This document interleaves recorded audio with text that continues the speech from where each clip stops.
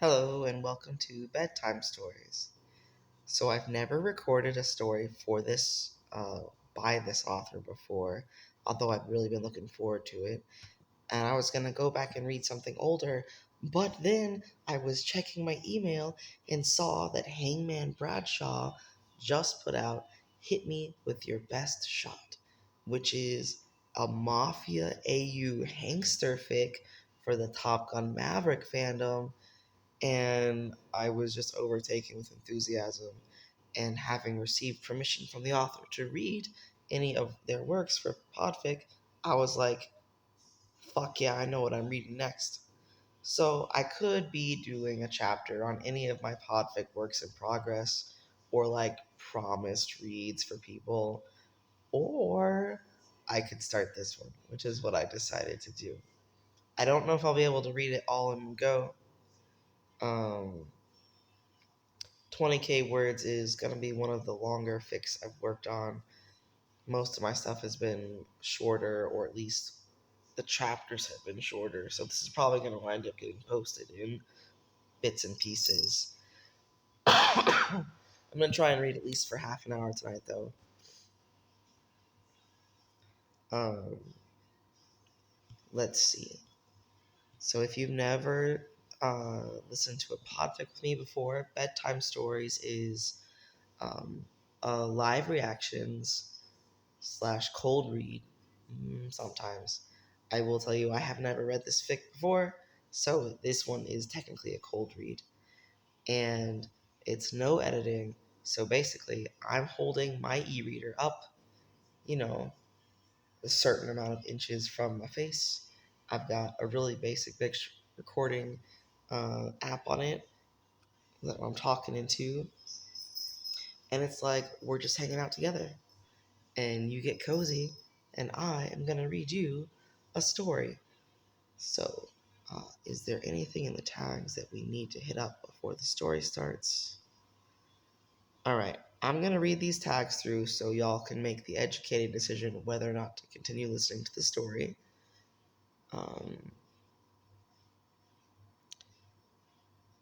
Alternate universe mob, organized crime, unhealthy relationships. They're both assholes, but they are perfect for each other.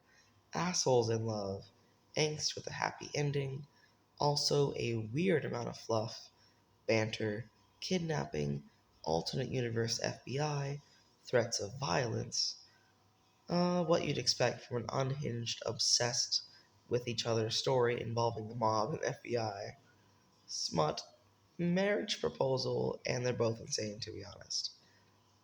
You may have guessed it, but the rating is explicit, and if I never said out loud, it's Bradley Rooster Bradshaw slash Jake Hangman Seresin.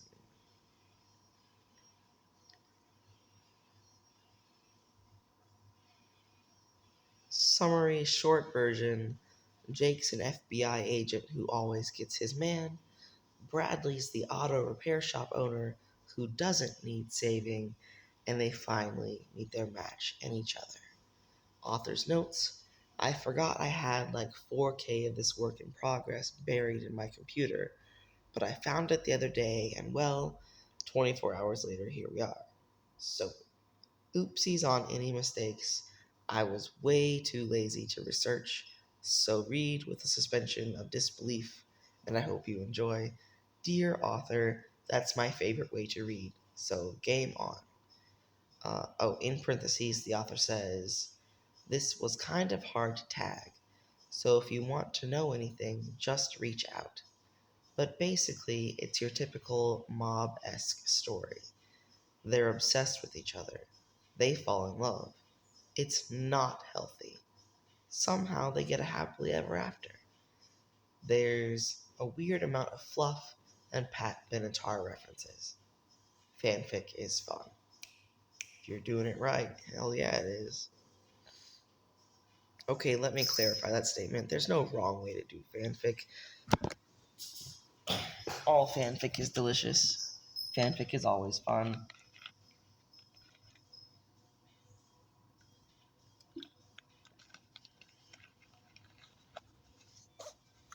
You just gotta make sure that you're in the mood for the flavor you're about to read.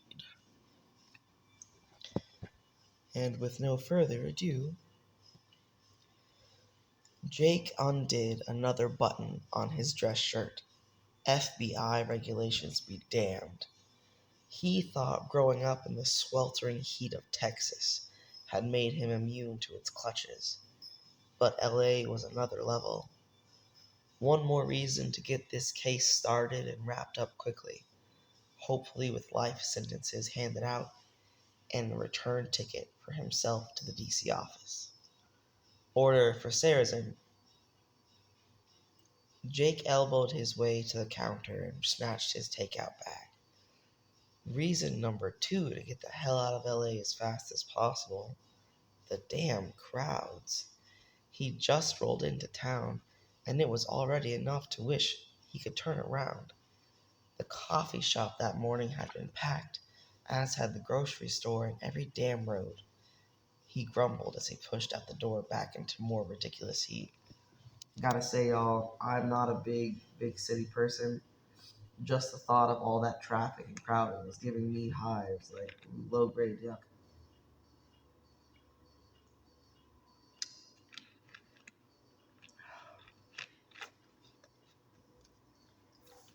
Picture me in that Godzilla meme where he's like walking away from the hornets on the island, middle fingers up. That looks like a tall glass of nope.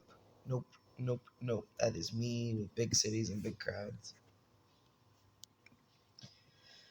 Alright, back to Jake. He hadn't wanted this case. Mob cases were nothing but a goddamn headache full of rat chases with dead ends. But they'd called him in desperation. They needed the best. Here he was. I love it. Oh, he's so full of piss and vinegar. He was also fairly certain Kane had something to do with it, the dick. His car door creaked as he pulled it closed behind him.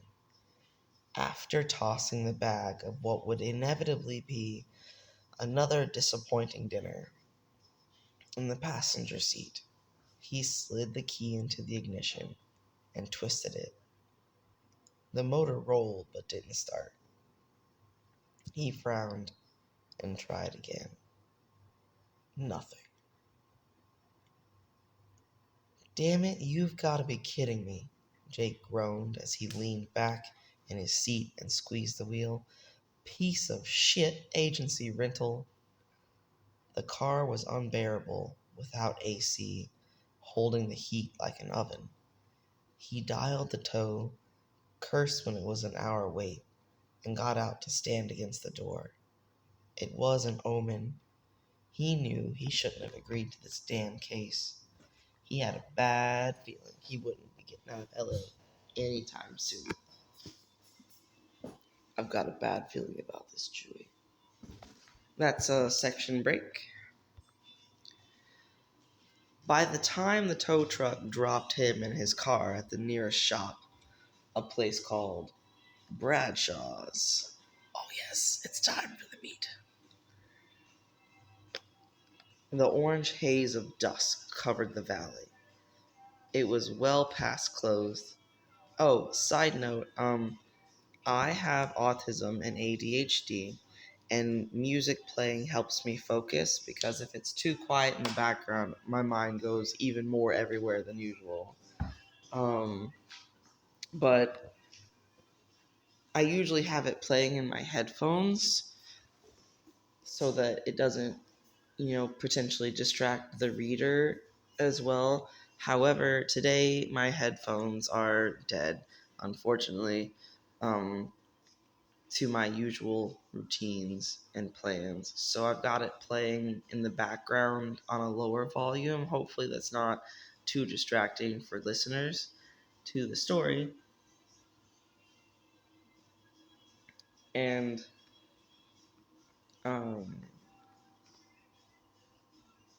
I'm not going to apologize for what I need to do to enjoy myself and focus and make podfics that are fun. But I also hope that it doesn't interfere with the listeners experience of the story because I want you to have a good time listening to the story too. So, uh, please, any feedback on if this volume was tolerable, and that would be good to know in case it comes up again in the future for me.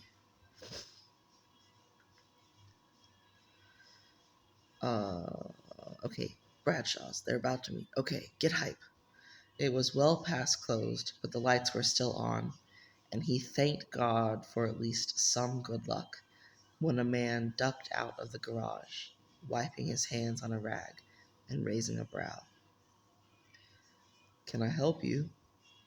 Damn thing wouldn't start, Jake called across the lot. I know you're closed, but any chance you could take a look? It's kinda an emergency. Oh, I wonder, for voicing Jake's character, does he have a Texas accent when he's at work? Or did he train himself out of that? I'm gonna have to decide so it's like consistent.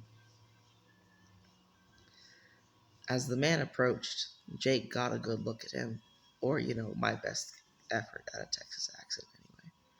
He was around his age, maybe a couple years older, with dark curls and an honest to God mustache. He was tall and broad, with the kind of strength that came from hard work rather than days at the gym. The jeans, white tank, and open Hawaiian shirt screamed California boy through and through, but it was the grease on his long fingers and the faint trace of amusement on his face that made Jake's gut twist with heat. Fuck, how long had it been since he'd gotten laid? Too long, clearly. Emergency, huh? The guy crossed his arms as he leaned against the car. Jake had to force himself not to stare at the muscles in his forearms. Looking at his face didn't help that much either, especially when his lips curled as those stupid cow eyes dragged over his frame.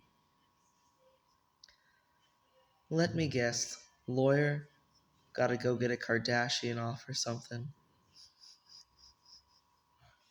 I know, I know they mean like reduced sentence or something, but it sounds like a sex joke to me. Jake scoffed. Do I look like an LA type? Good point. Can you help me or not? Tall and stupidly handsome hummed before ducking past. He popped the hood and leaned against the frame as he poked at the engine.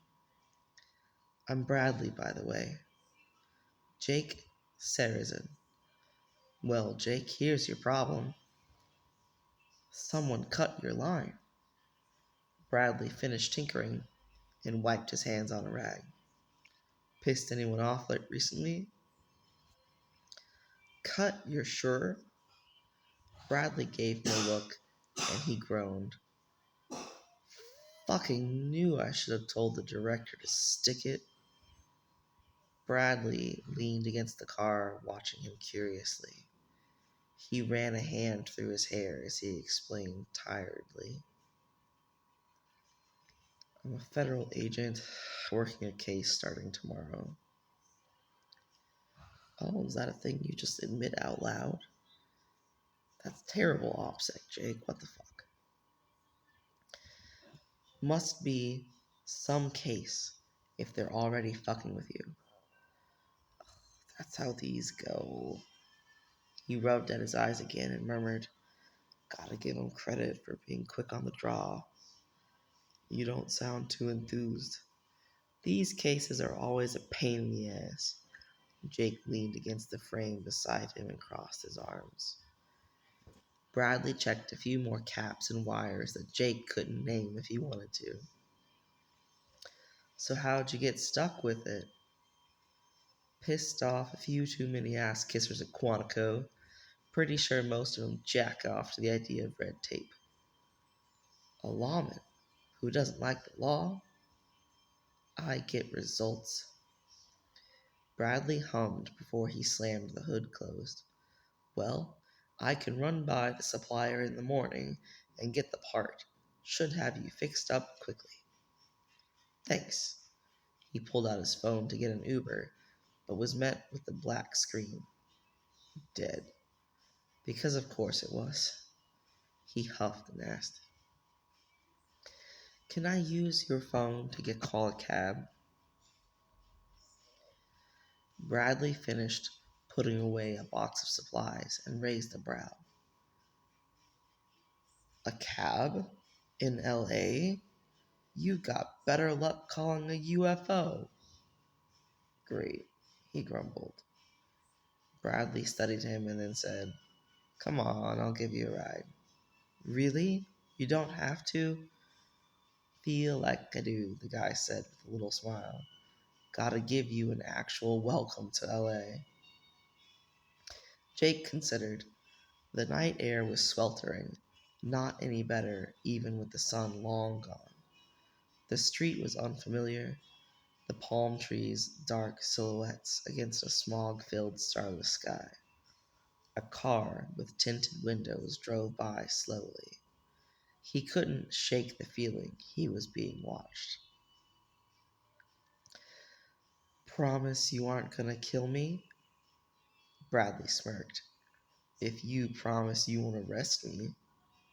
It was a bad idea. Bradley was hot, and even worse, interesting. He had the look in his eyes, the same one Jake saw in his own reflection. The kind that a person only got from seeing some shit. No doubt there were skeletons in this closet, better left buried. Another car crept past. In a city of pedal-to-the-metal drivers, it made his skin crawl. "Deal. Grab your stuff. I'll walk up."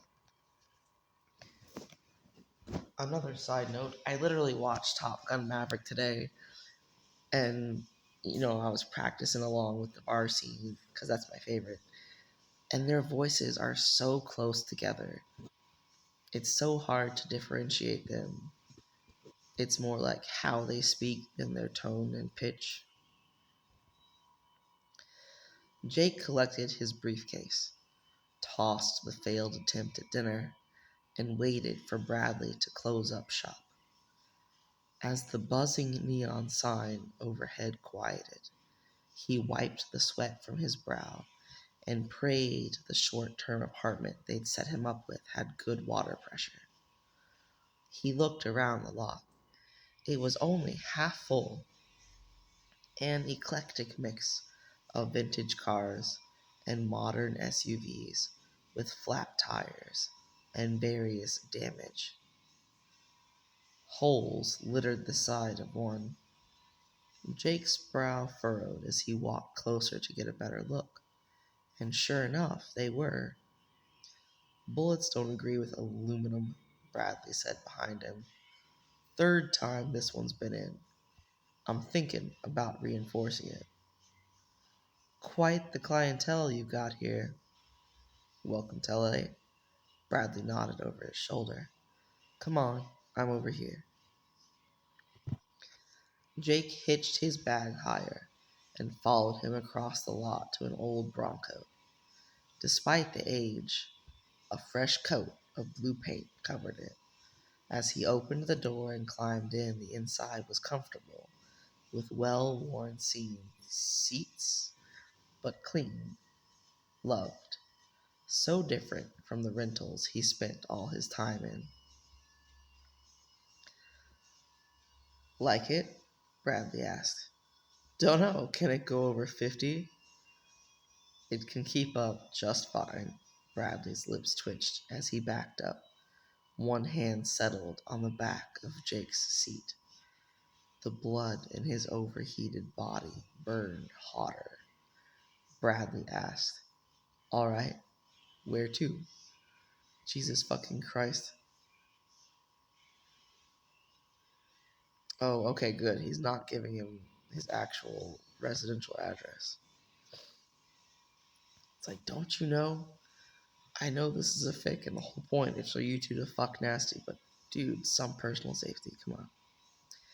Jake rattled off the address from the takeout menu he'd thankfully scribbled it on. That's clever. That is so clever. That's a nice trick. He'd learned that lesson the hard way 4 years ago, back in a no-name town in the Dakotas. Bradley didn't type it into a GPS or ask for directions. Just turned right out of the lot, sprawled out in his seat, casual as ever. God, you're one of those guys, aren't you? Bradley's brow raised. Depends. What kind of guy is that? One of those Cali boys who knows every damn street like a bad SNL sketch.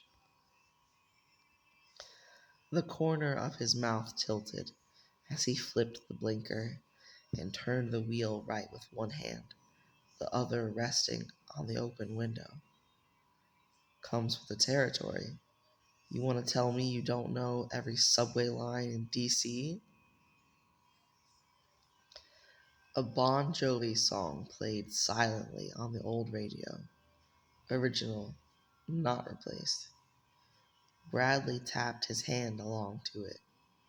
A metal ring on his right hand glistened in the passing neon lights, well worn and simple. Jake asked, "How do you know I'm from DC?"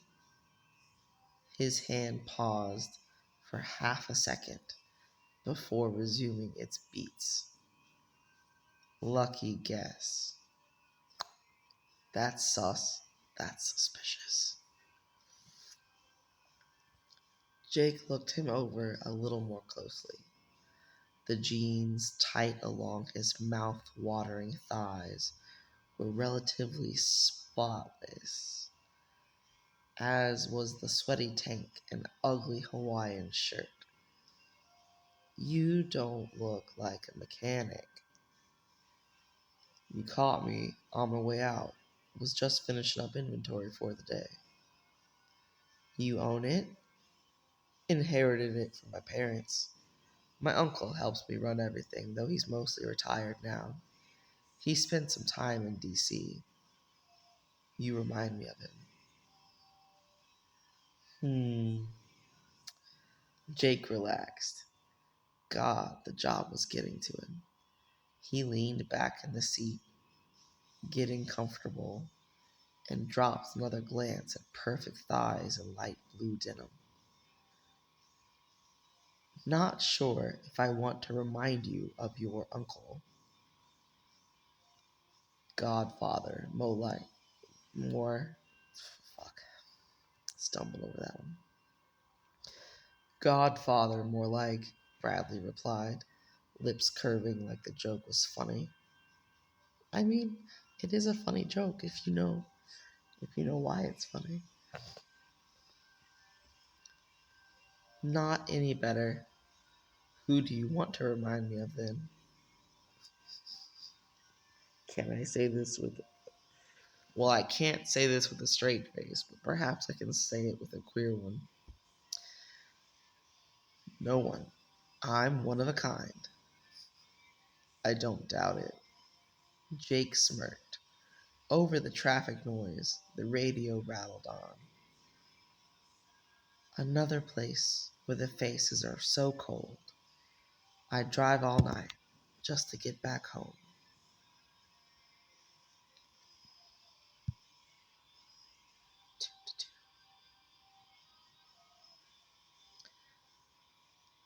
Bon Jovi. No, Bruce Springsteen.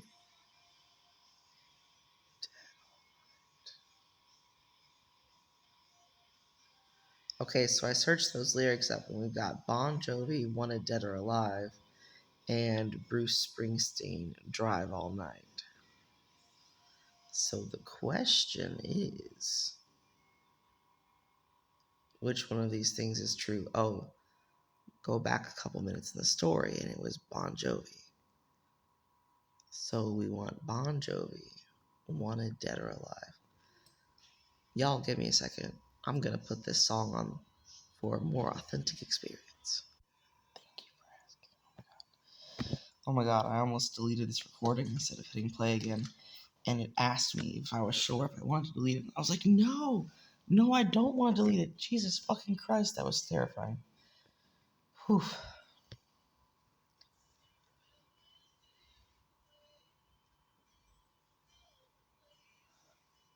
So, Bradshaw, is it? Bradley sighed. Let's hear it then. Hit me with your best shot. I'll save that for Pat Benatar. The corner of Bradley's mouth twitched. You have taste, but tell me, Agent Seresin. He stopped at a light. The glowing red painted his silhouette, and as he turned to face Jake, all he could see was danger.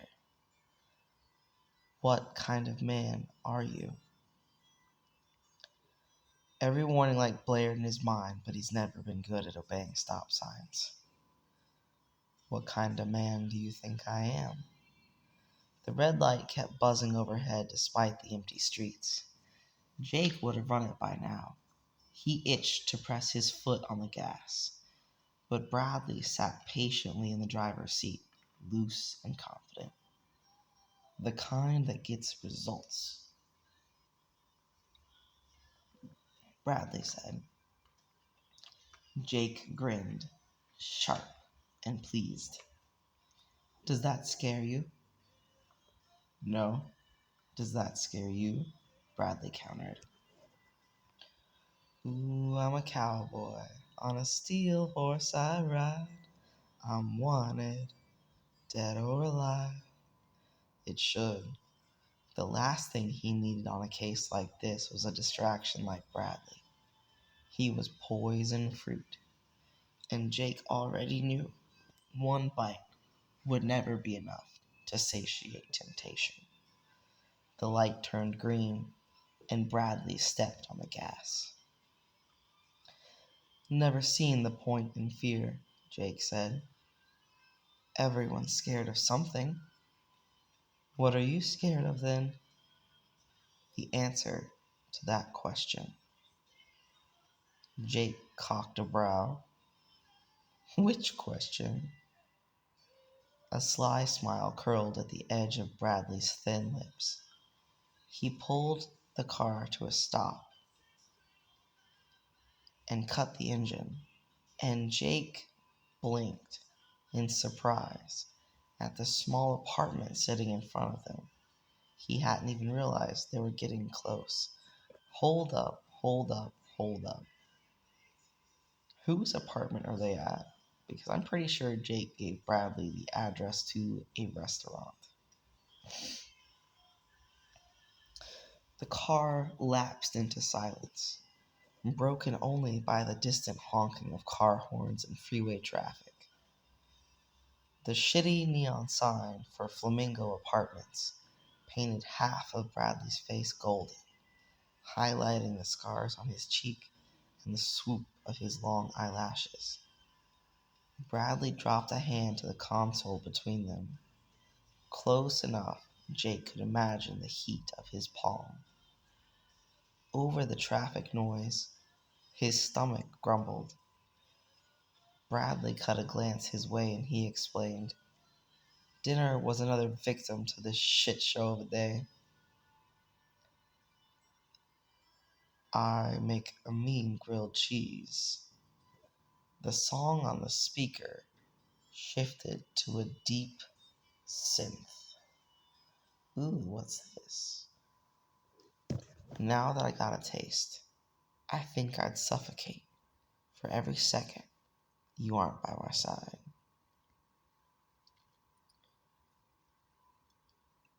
Duck Duck says, Ashes by Stellar.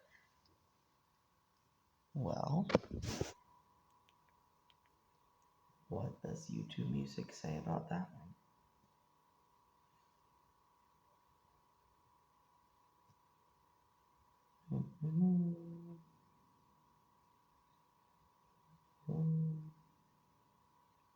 Ashes by Stellar.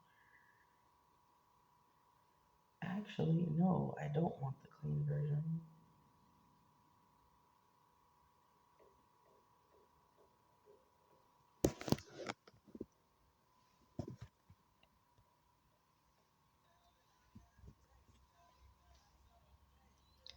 After the shit day, the thought of taking the edge off was tempting. Maybe get some pent up energy out so he could attack the case with a focused mind, and the thought of those hands on his skin. Fuck it. Jake opened the door. Show me. He didn't wait for a response, but was unsurprised when a car door slammed behind him. Bradley stood quietly at his back as he opened the door to the apartment, a one-bedroom, bare-walled monstrosity of cheap plaster and shitty furnishings. Home sweet home, he drawled as he tossed his keys and badge on the kitchen counter. He unbuttoned a few more buttons on his dress shirt, rolled the sleeves up, and grabbed 2 beers from the fridge. Bradley accepted one with a nod of thanks as he looked around. Quaint. Gets the job done. You don't strike me as a good enough kind of guy. Bradley leaned against the counter, tucking the beer bottle against his lips. I'm not. Jake retrieved the single frying pan and handed it over. Bradley took it with a tiny smirk. He stepped into Jake's space and looked down into his eyes, confidence and amusement sparking bright in the brown. Hold this for me, will you? He held the beer up.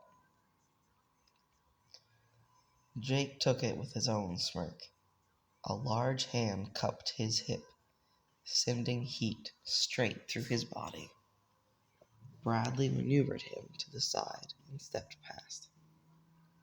Jake took his previous spot leaning against the counter, Bradley's bottle dangling from his fingers as he sipped on his beer, watching Bradley dig around in the drawers and fridge until he found what he wanted. So, is this your shtick? Jake asked.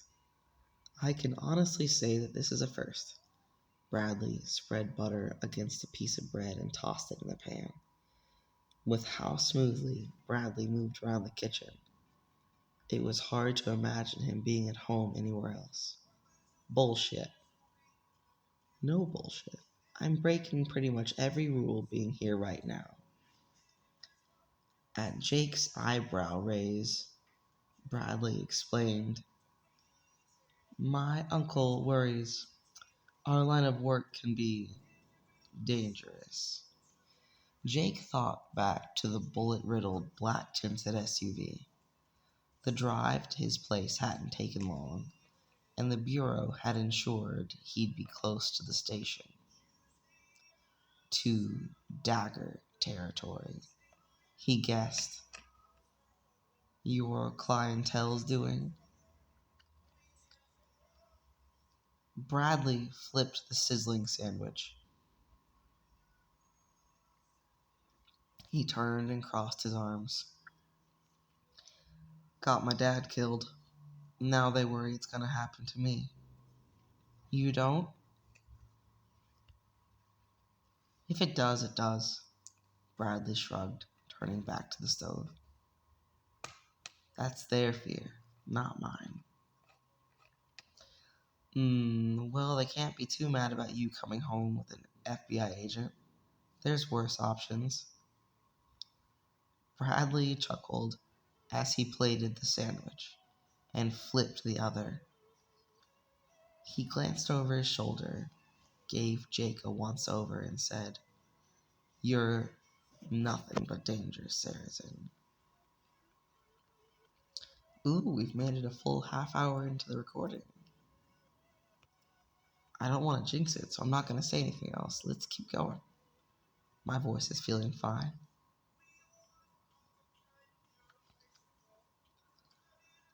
Jake hummed. He tilted the beer bottle to his lips. Still not scared of me? Bradley raised a brow. Do you want me to be? Jake grinned and took a swig of his drink. The cool liquid did nothing to quench his thirst or the heat racing through his veins. In the background, the AC unit hummed, as shitty as the rest of the place. How'd you learn to cook? Dad taught me. He was always better in the kitchen than the shop. That's where Mom shined.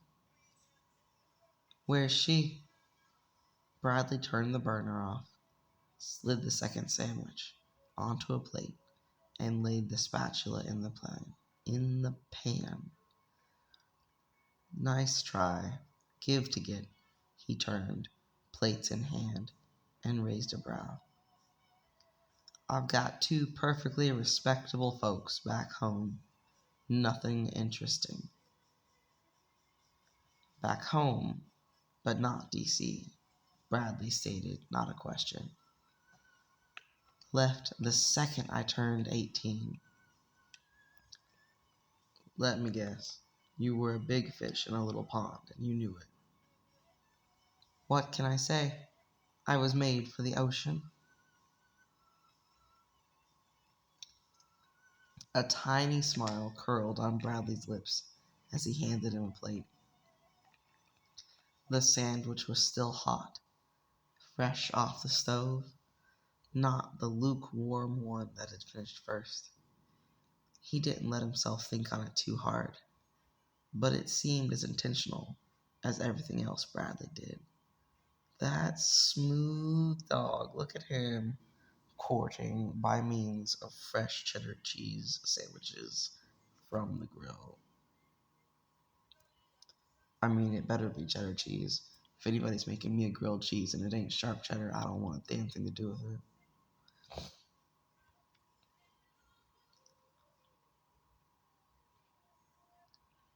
My drink?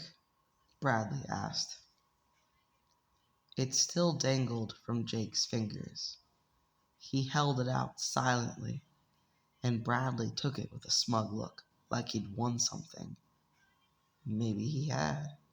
It was a round Jake didn't mind losing for once. Go on then, Bradley prompted him with a nod to the plate. Jake picked up the sandwich and took a bite. The cheese melted in his mouth, mixing with the butter and perfectly toasted bread. So much fucking better than the usual fast food or shitty sandwich he made do with. He couldn't stop the moan that slipped out. Good? He swallowed and wiped his mouth. You know it is. Consider it your official welcome. Bradley aimed a tiny, stupid grin at his plate. You might say, it's the toast of the town. I'm a sucker for bad puns. Oh my god. I was your target audience for that right there. Congratulations. Jake groaned, closing his eyes. Terrible. Do you kiss your mom with that mouth? Not in the habit of kissing corpses. Jake almost choked on his food. He coughed, clearing his chest. Jesus. Not sure he counts as a corpse being resurrected and all. Bradley kept an impressively straight face, but Jake could see the corner of his lips threatening to curl. Do all your dinners come with bad jokes included? If they do. Jake lost the battle to smile as he spread out an arm. Well then, hit me with your best shot. The answering smile that grew on Bradley's face made his stomach twist in a way he didn't know was possible. Love's a battlefield. All right, heartbreaker. Sounds like we belong. With the shadows of the night, maybe. All right, you win, Bradley conceded, raising his hands. Jake smirked. I usually do. Bradley's mustache twitched with his lips, eyes dancing in the shitty overhead light. Anyone ever tell you you're kind of an asshole? All the time. He motioned for Bradley's plate, which Bradley handed over with that same little smile. Jake set the dishes in the sink, hyper aware of the body heap behind him in the stuffy room. Horns honked, and police sirens blared in the distance. It all felt like white noise compared to stupid jokes in a dumb rasp. Jake turned and stared at Bradley, who stared right back.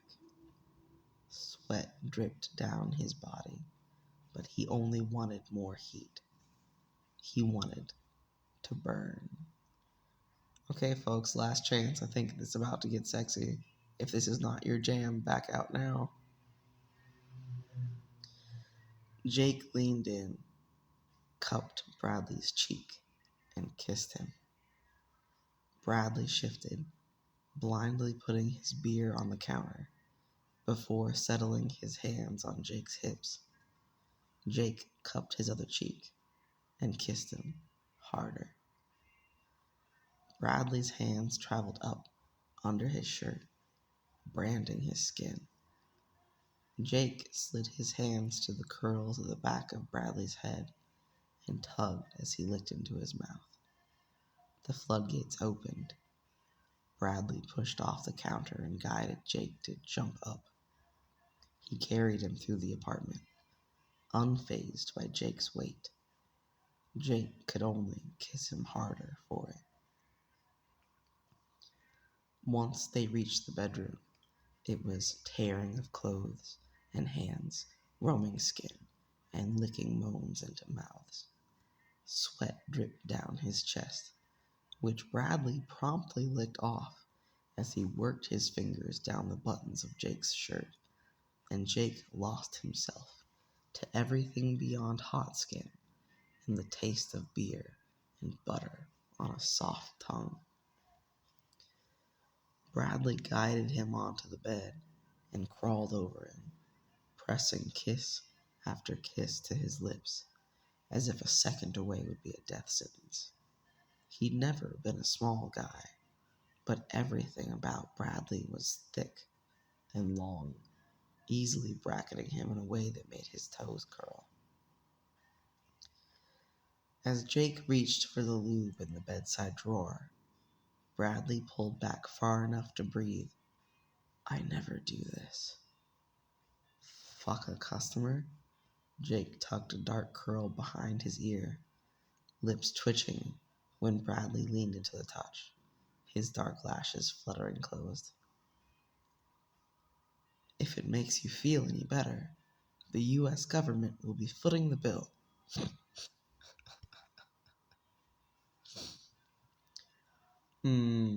Guess I better thank my closest civil servant then.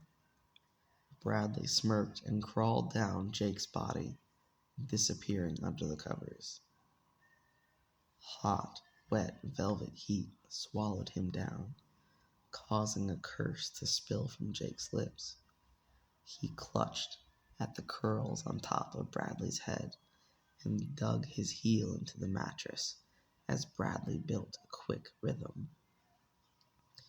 He wouldn't last long, not with the sweetest mouth in the entire damn world doing obscene things. He dragged Bradley up.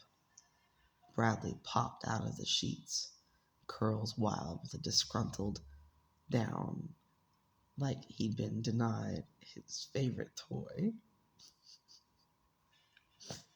Was that supposed to be disgruntled frown?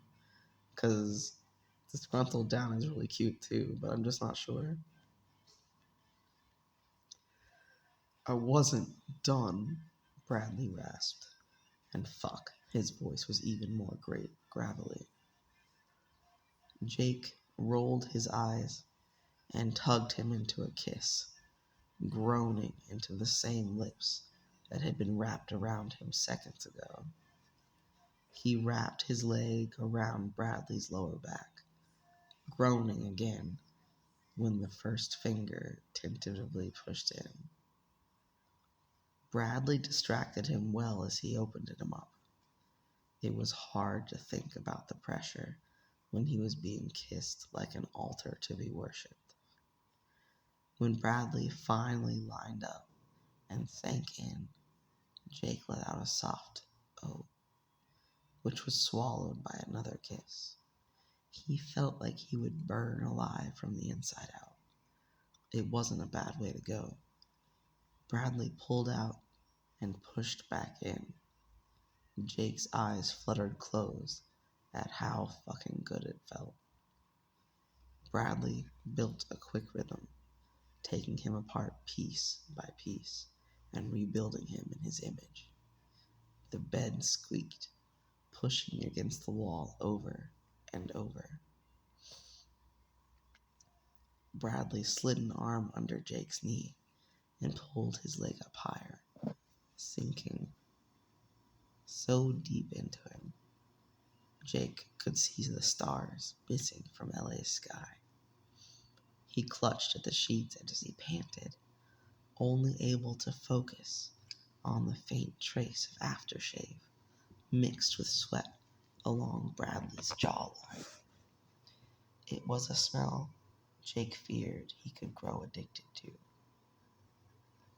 Hot breath caressed his earlobe as Bradley rasped, "What's a guy gotta do to get you to look at him?" "Thought I got to be the pillow princess," Jake joked, but opened his eyes. Bradley grinned before he leaned down and kissed him, softly. He wasn't sure who moved first, but their hands found each other, fingers threading together with a squeeze. He sank into oblivion. And that's a section break. Whew. Y'all, I just need you to know that was the second only sex scene I have ever read for a podfic, and the first one with dialogue. So, I hope I did it justice. Your opinions and feedback are welcomed. I am looking to improve, but at the same time, I'm not reading to your recipe. I'm just reading for fun. I am not a professional. I'm just a hobbyist, so I do welcome feedback and constructive, positive feedback, but if it's just like you don't like the way I talk, maybe don't listen to this podfic. That came across as aggressive, and I don't like the way it sounded, but also I don't edit it out. So that was the raw, real me, and y'all get to hear it. Okay, moving on. When he woke the next morning, he smiled as he stretched his sore muscles. Satisfaction coursed through his veins. He felt good. Better, in the way only an absolutely mind-blowing night of sex could do. And fuck if Bradley hadn't provided and then some. He slid out of bed and smiled to himself as he tugged Bradley's discarded Hawaiian shirt on. Boyfriend shirt, boyfriend shirt, boyfriend shirt. Bradley was still asleep on his stomach, sheets barely covering his ass. Soft snores slipping from his lips, arm half off the bed, the other laying where Jake had removed it from his waist. The early morning light painted his cheek golden, and despite the strong muscles on display, he looked soft. It was funny to picture compared to the way they'd spent the night. As he got the coffee ready, he yawned and rubbed at his eyes. His hand tingled from the memory of Bradley clutching it, with moans shared between lips as they kissed with each thrust. Outside the window, The Bronco glistened in the bright California sun. It was a sight he didn't mind. It had been a long time, too long, since Lee, but even then, sex between them had never been like that. It had always been methodical, well practiced. But Bradley, warmth curled in his stomach as he remembered the look in that whiskey brown and the desperate way he clung to him, like he would have done anything for him. He poured 2 cups, took a guess that Bradley liked his with a stupid amount of sugar, and padded back to the bedroom. He perched on the edge of the mattress and combed through soft curls. Bradley peeked an eye open. Gone was the confident, sexy man from the night before, replaced instead by a pillow-creased face and disgruntled frown. And Jake bit back a grin. Up and at him, Bradshaw. Oh, don't wanna, Bradley mumbled into the pillow. Come back to bed. Brought you coffee. Bradley groaned but leaned up on an elbow to accept the mug. His eyes tracked over the shirt hanging loosely off Jake's figure. Looks good on you. Everything looks good on me. You cocky little shit. I love you so much. Looks even better off. Bradley smirked and took a sip of his coffee. He blinked at it a few times as he glanced down at it. Sugar? For my sugar, Jake winked. Bradley's cheeks heated adorably. He rubbed at his tired eyes and asked, How'd you know? Jake hummed, tucking another curl behind his ear. I'm very perceptive. Bradley gave him a sideways glance, but didn't say anything as he took another sip. Jake thumbed at the scar lining his cheek. The raised flesh tingled under his fingertip, unfairly pretty on his face, but it looked wrong against his soft features. He wondered what the story was behind it. He wondered if he wanted to know. Bradley watched him carefully, unmoving, something unreadable in his eyes. A splash of dark color caught his eye. Jake moved the blanket back, ignoring the tantalizing bit of flesh revealed, and carefully traced over a purple and blue bruise along his hip. Like I said, dangerous gig, Bradley murmured. There was clearly more to the story, but he didn't have time to unravel it. He was fairly certain he shouldn't. It was a can of worms better left unopened, but God, he wanted to twist the top off and see what he found. Jake sighed and dropped his hand. I've got to go to work. Shame. Bradley stretched like a cat in the sun and grinned dopily up at him, batting those stupid eyes. I wanted to make you breakfast. It was enough to break the odd spell in the room. He grinned and asked, Would you settle for giving me a ride? The smirk on Bradley's face spelled trouble. Last night's wasn't good enough. You're a shit. Jake stood and pushed at him, ignoring the disgruntled hey that followed as Bradley tried to save his coffee from spilling. He smiled as he walked to the bedroom to get ready. All right, that's a section break, and I'm going to cut the recording here because I'm about to fall asleep. Thanks for hanging out with me on this episode of Bedtime Stories. and I hope to be back real soon with more.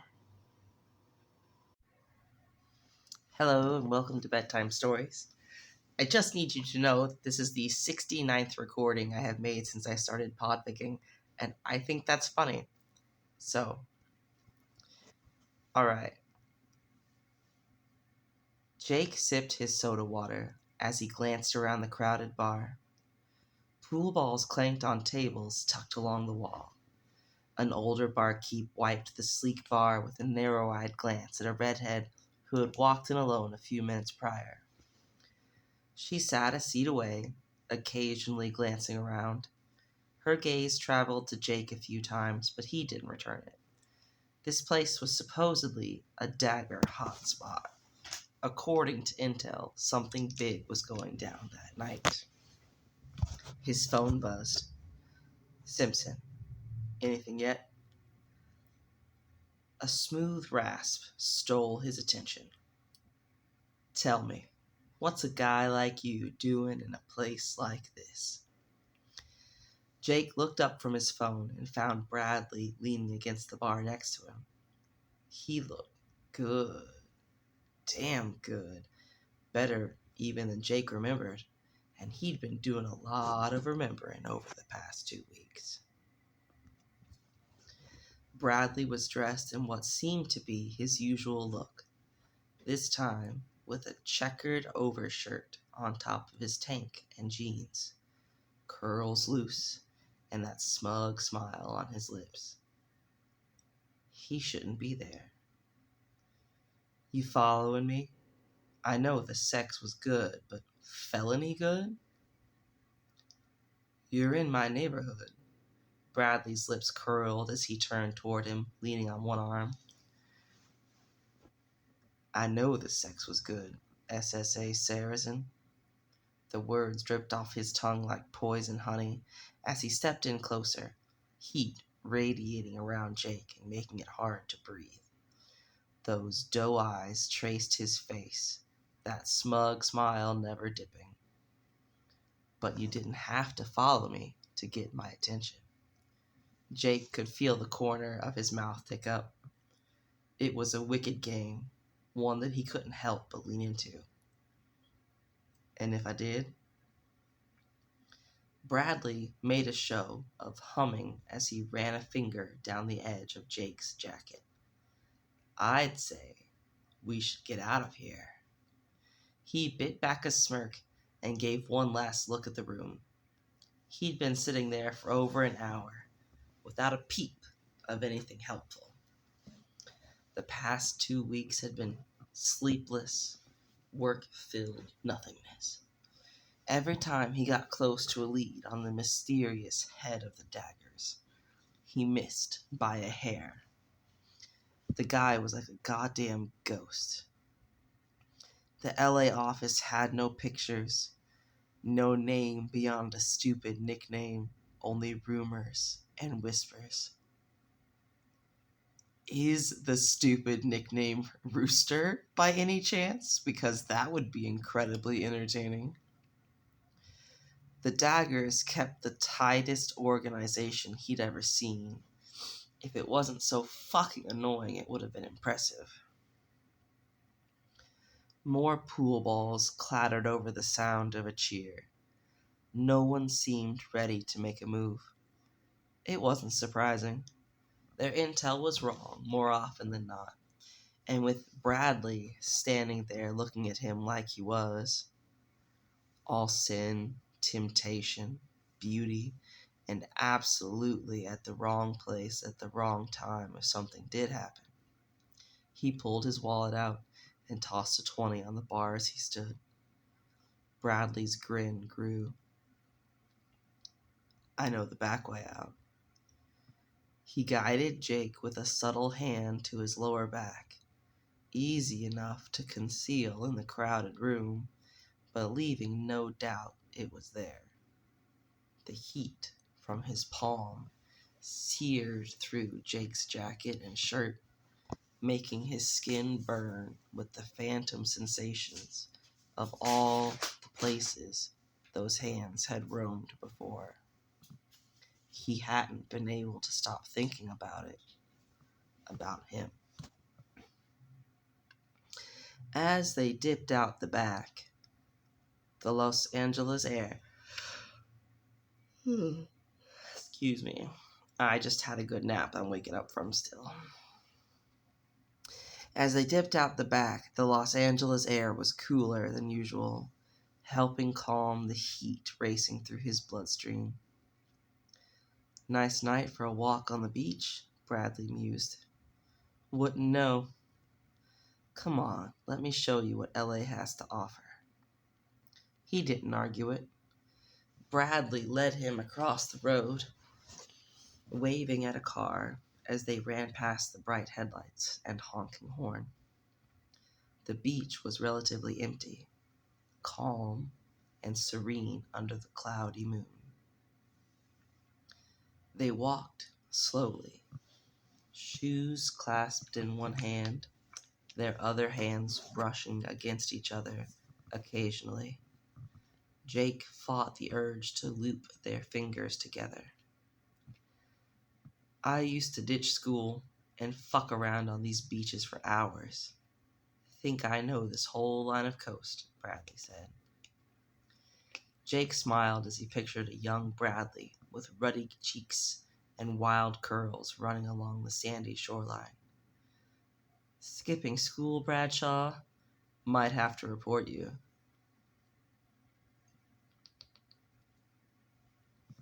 Bradley's lips twitched, eyes sparkling. Oh, I'm sure you will. So you grew up in this neighborhood? Bradley nodded. It's home. And you... Texas? He raised his pinky and pointer fingers up and stuck his thumb out. That's the symbol for love, you dork. Jake rolled his eyes and pushed his thumb into his palm. There. That's how you hook 'em. Bradley's eyes never left him. He smirked and lifted his thumb again. Think I got it. Are you always this difficult? Jake asked, trying to ignore how his stomach fluttered at the ridiculous, dopey grin on the guy's face. It was insane. He hardly knew him beyond one very good night, but it was quickly shaping up to be 2. He wouldn't mind making it 3, maybe more. Fuck, he couldn't remember the last time he'd been so attracted to someone. Since Lee had dumped him, he'd primarily stuck to one-night stands in between cases or after a long day when he needed to stop thinking. He didn't do moonlit walks on the beach or smug, dopey smiles paired with brown cow eyes or fucking pining like a schoolboy after his crush. Only for you, Bradley answered. Jake licked his lips as he stepped back, forcing himself to pull his hand away. After a long drag of silence, Bradley asked, How'd you end up here, Agent Seresin? He knew what Bradley was really asking. He should lie, should dodge the question like he usually did. Instead, he answered, Got the DC promotion. My fiancée left me because I wouldn't leave and work. Earned myself a bit of a reputation. He gestured at the beach. Now here I am, living out my non-existent Hollywood dreams. If Bradley was surprised by any of it, he didn't show it. Do you regret it? He probably should. He answered honestly. Not even a little. Oh, oops. Bad noise, okay. Not even a little. The usual judgment was nowhere to be found. If anything, Bradley seemed pleased by the answer. There was another pause before he spoke again. This mysterious big case of yours have anything to do with the daggers? Oh, so we're going there. Jake darted his gaze toward him. What would you know about them? I run a shop in their turf. A small, self-deprecating smile curled on Bradley's lips. They're not someone you want to mess with. Bradley didn't need to elaborate for him to understand. Being allowed to operate in their neighborhood usually came with a price. Trying to keep them appeased without becoming one of them was a hard tightrope to walk. His phone buzzed in his pocket, but he silenced it and focused on the man across from him. That cocksure, lopsided grin was nowhere to be seen, instead replaced by a cold, nearly vacant look. Jake remembered the bruises that had littered Bradley's skin, ugly, black and blue against his white sheets. Ice curled up his spine at the thought of what dues Bradley had been forced to pay them.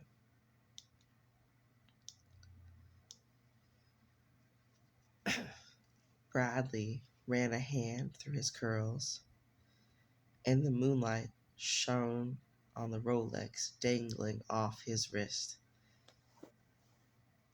Alright. I know this time we're not like doing the music on the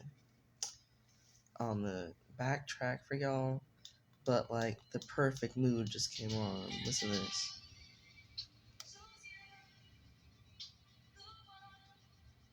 If I recall correctly, the author is a Taylor Swift fan, so it just seems super fitting. It was so out of place with the rest of his outfit. The shop seemed to be doing fine enough, but not Rolex fine, especially if he was paying off the damn daggers. It all added up to one awful, gut-wrenching conclusion. Jake curled his hands into his fists, nails digging into his palms. Bradley must have managed to find favor with someone in the organization, a high enough someone to afford him a measure of safety. Not that he was actually safe. Far from it. Jake had seen how mobsters' favorite companions ended up far too often.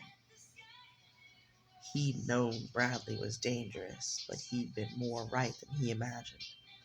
Hell, Bradley himself had tried to warn him the night they met. All his little comments and looks Jake hadn't understood at the time suddenly made sense. His phone buzzed again. He silenced it. He should leave. Getting involved with one of the Dagger's favorites was a recipe for disaster. Bradley was marked property. High property, if he had to guess. This thing they were doing was a death sentence. And if they found out Bradley was stepping out with an FBI agent of all people, it wouldn't be an easy death. His phone buzzed yet again. He yanked it out of his pocket as Bradley gave him a sideways glance. Simpson, your ass better not be dead or kidnapped. Sliders was shot to shit. Big showdown of some kind between the Daggers and a rival group. Was afraid we'd find your body, but seeing as we didn't, you better pray to God it means you managed a miraculous escape. Proof of life would be appreciated, Seresin. Well, shit. Jake swiped through the few crime scene photos attached. Images of bullet-riddled walls and carnage. He recognized the redhead he'd been sitting near, slumped on the bar. Dead, and icy cold filled his body. He typed a quick response. Alive. He bit his lip, finger hesitating over the buttons. Excuse me. That should have been him, but it wasn't, because someone had conveniently shown up and got him out. He glanced over, and Bradley met his eye. There was a carefulness in Bradley's voice when he asked, "Everything all right?" And Jake knew it then. He couldn't leave, not when Bradley had already stuck his neck out for him. The daggers would kill Bradley if they ever found out, not just for daring to have his own life, but for saving him, the head FBI agent on their case. His phone buzzed in his hand. "Simpson. Now that's a story I can't wait to hear. Report to HQ. It's going to be a long night." He pocketed it and turned to Bradley. In the calm of the moonlight, with the ocean breeze blowing at his curls, he looked soft again, like he had in his bed in the early morning. A man who drove him home despite the target on his back, made the best grilled cheese he'd ever had, and thought puns were good jokes. Bradley deserved more than bruises and that hollow look that sometimes took over his eyes. The words echoed through his head. Everyone's scared of something. Determination settled over him, clear and strong. "I have to get to the station. Sliders was shot to shit." The lack of surprise on Bradley's features confirmed it all. "Come with me," Jake said. Bradley's brows raised, finally surprised. "To the station? It'll be safe there. For you, maybe. For both of us," Jake challenged. "I know what you did back there. You saved my ass. You may think you're trapped, but you're not. I can help you." Bradley didn't deny it, only said, "I'll be fine." He ran his thumb over Jake's bottom lip. "Just try to stay out of trouble, yeah?" Jake's heart beat harder, the previous ice spiking colder. As Bradley stepped away, he tried again. "Bradley, I don't need saving, SSA Seresin." The scars on his cheek and neck said otherwise, but Bradley stared at him calmly, stronger than anyone he'd ever met. On the other side of that coin was the man he'd met that first night, silly, sweet, and stupidly endearing. Jake was in so much trouble, not just from the daggers. It figured, leave it to him to spend a lifetime consumed by his career, only to fall for a guy wrapped up in the case he was sure was going to haunt him. "What do you need then?" Jake asked. Damn, I am so proud of him for asking that question, not just forcing his interpretation of events on Bradley, like giving the love interest agency. Oh, fantastic, delightful. Bradley studied him before he leaned in, kissed him gently, and rested their foreheads together, thumbing over the apple of his cheek. After a few seconds, he murmured, "Just took care of it. Have a nice night, Agent." He turned on his heel and walked off with a whistle on his lips. Fuck, Jake was so screwed. And that's a section break. Jake stared up at the flickering neon sign for Bradshaw's and grumbled, "What the fuck am I doing?" There was no point in backing out now. There had been plenty of time for that during the past 4 days of non-stop internal debate. And here he was, standing outside the shop. His choice was made. He might as well own up to it. He took a breath, collected himself, squeezed the stems in his hand, and forced his feet to move. Did he bring flowers? Oh my god, did he bring flowers for Bradley? A dark-skinned man with the best jawline he'd ever seen. That's right, Coyote Appreciation. Blinked up at him from under the hood of a car.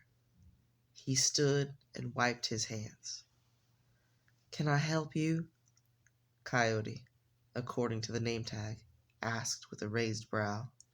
His eyes darted to Jake's hand, and the brow raised higher. Refusing to be embarrassed, he said, I'm looking for Bradley. He around? Bradley. Right. And you are? Jake, he answered, keeping it simple. Okay, 1 second. Coyote, and seriously, what was with L.A., tossed the rag on the car and disappeared through a door at the back of the shop. When he returned, the tense set of his shoulders had relaxed, and a friendly smile sat on his lips. You're in luck. Bradshaw's finishing up an errand nearby. Should be back in a few. You're welcome to a seat. Jake nodded and plopped into the seat facing the door. Despite the full lot of cars, the shop was empty apart from Coyote. Then again, it was noon. He might have caught everyone on the lunch hour. He wasn't sure how long he sat there, while Coyote whistled a tune to himself and occasionally glanced over with an odd, confused furrow to his brow before a familiar voice spoke. Jake. Jake stood as Bradley walked into the garage. His long legs were clad in tight jeans, his broad shoulders covered by a black t-shirt with a plaid overshirt, the sleeves rolled up far enough to show off the tantalizing muscles of his forearms. He was gorgeous. Jake stared at the Rolex on his wrist and tried to tamp down the jealous rage that boiled in his stomach. It didn't matter. He knew good and well what he was willingly walking into, and if he did it right, they'd both be walking away from whoever put that watch there. It was dangerous and stupid, but if Bradley could risk his life to save Jake, Jake could too. I need to take a moment to address how fun and delicious it is that Jake is operating under the assumption that Bradley is some high-level mafia mole.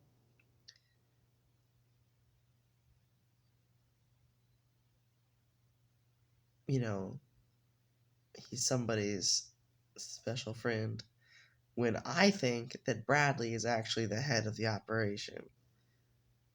And that watch was probably a present from Uncle Ice or Uncle Mav. And Jake thinks it was from a lover and is just ready to go all in. That is so fun. Okay.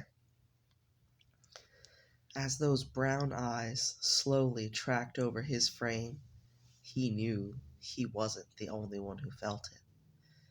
They were riding off this cliffside together. Oh, and I forgot to say, and when Jake figures out that Bradley is Rooster, the head of the Dagger operation, it's not going to change anything for him. He'll still be all in.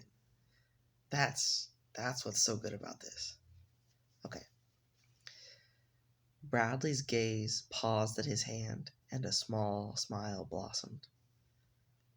Those for me? Jake handed the bouquet of wildflowers over. Oh my god, they're wildflowers. Did he pick them himself? Adorable. If we're doing this, figured we might as well go big or go home. Coyote, Bradley barked without looking away. Take 30, maybe longer. Coyote gave them one look before he saluted and strolled out with an amused smile, closing the garage doors as he went. Bradley tugged him to the office at the back. He locked the door and pulled the blinds before gently placing the flowers on the desk. He trailed a finger over a petal, touch as delicate as a feather, and then moved around the desk, unclipped a gun from his jeans, and slid it into a drawer. Jake cocked a brow, and Bradley shrugged. Dangerous business. You bring yours? Jake reluctantly retrieved his from his holster and handed it over. Bradley put it in the drawer, too. He asked, Badge? Jake almost reached for it on instinct before remembering. The phantom weight of it would take some getting used to. He answered honestly, Left it at home. Bradley grinned at that. He was on Jake in the next second. The kiss sent heat straight through his veins. Jake stumbled backward at the force of Bradley throwing himself at him. Once he had his footing, he flipped their positions and crowded Bradley against the wall. Bradley, Jake mumbled in between kisses, we're at your shop. Someone could see. You're the one who came here with flowers. The bastard sounded downright gleeful. Far as anyone knows, Jake cursed as Bradley nibbled on his jawline. I was waiting on my car. Bradley moved back to his lips, pressing kiss after searing kiss to them. This is dangerous. Didn't take you as the type to run from that. Jake shoved a leg between his. Do I look like I'm running? Bradley pulled him into another kiss, hands roaming through his hair. He challenged, Not going to ask me to go to the station again? I know you don't need saving.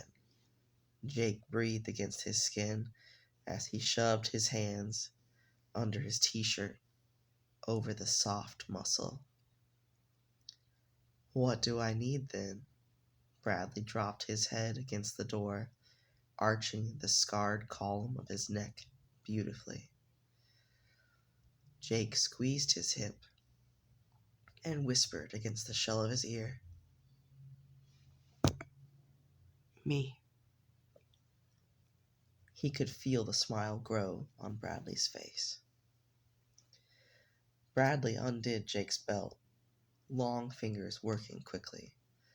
Despite the heat between them, the following kiss wasn't harsh or biting, only passionate, devoted.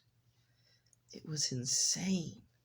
They hardly knew each other, but here he was, making a boyfriend of a favorite of a mobster. He popped the button, unzipped Bradley's jeans, and shoved them down, helping him step out of them. Touch me, Bradley ordered. Jake took him in hand. Bradley groaned and reached behind himself. Jake cursed when he realized what he was doing. Bradley swallowed, Adam's apple bobbing when he breathed. Can't believe you brought me fucking flowers. I'll bring you as many as you want, he promised. I'm bringing them next time, Bradley responded.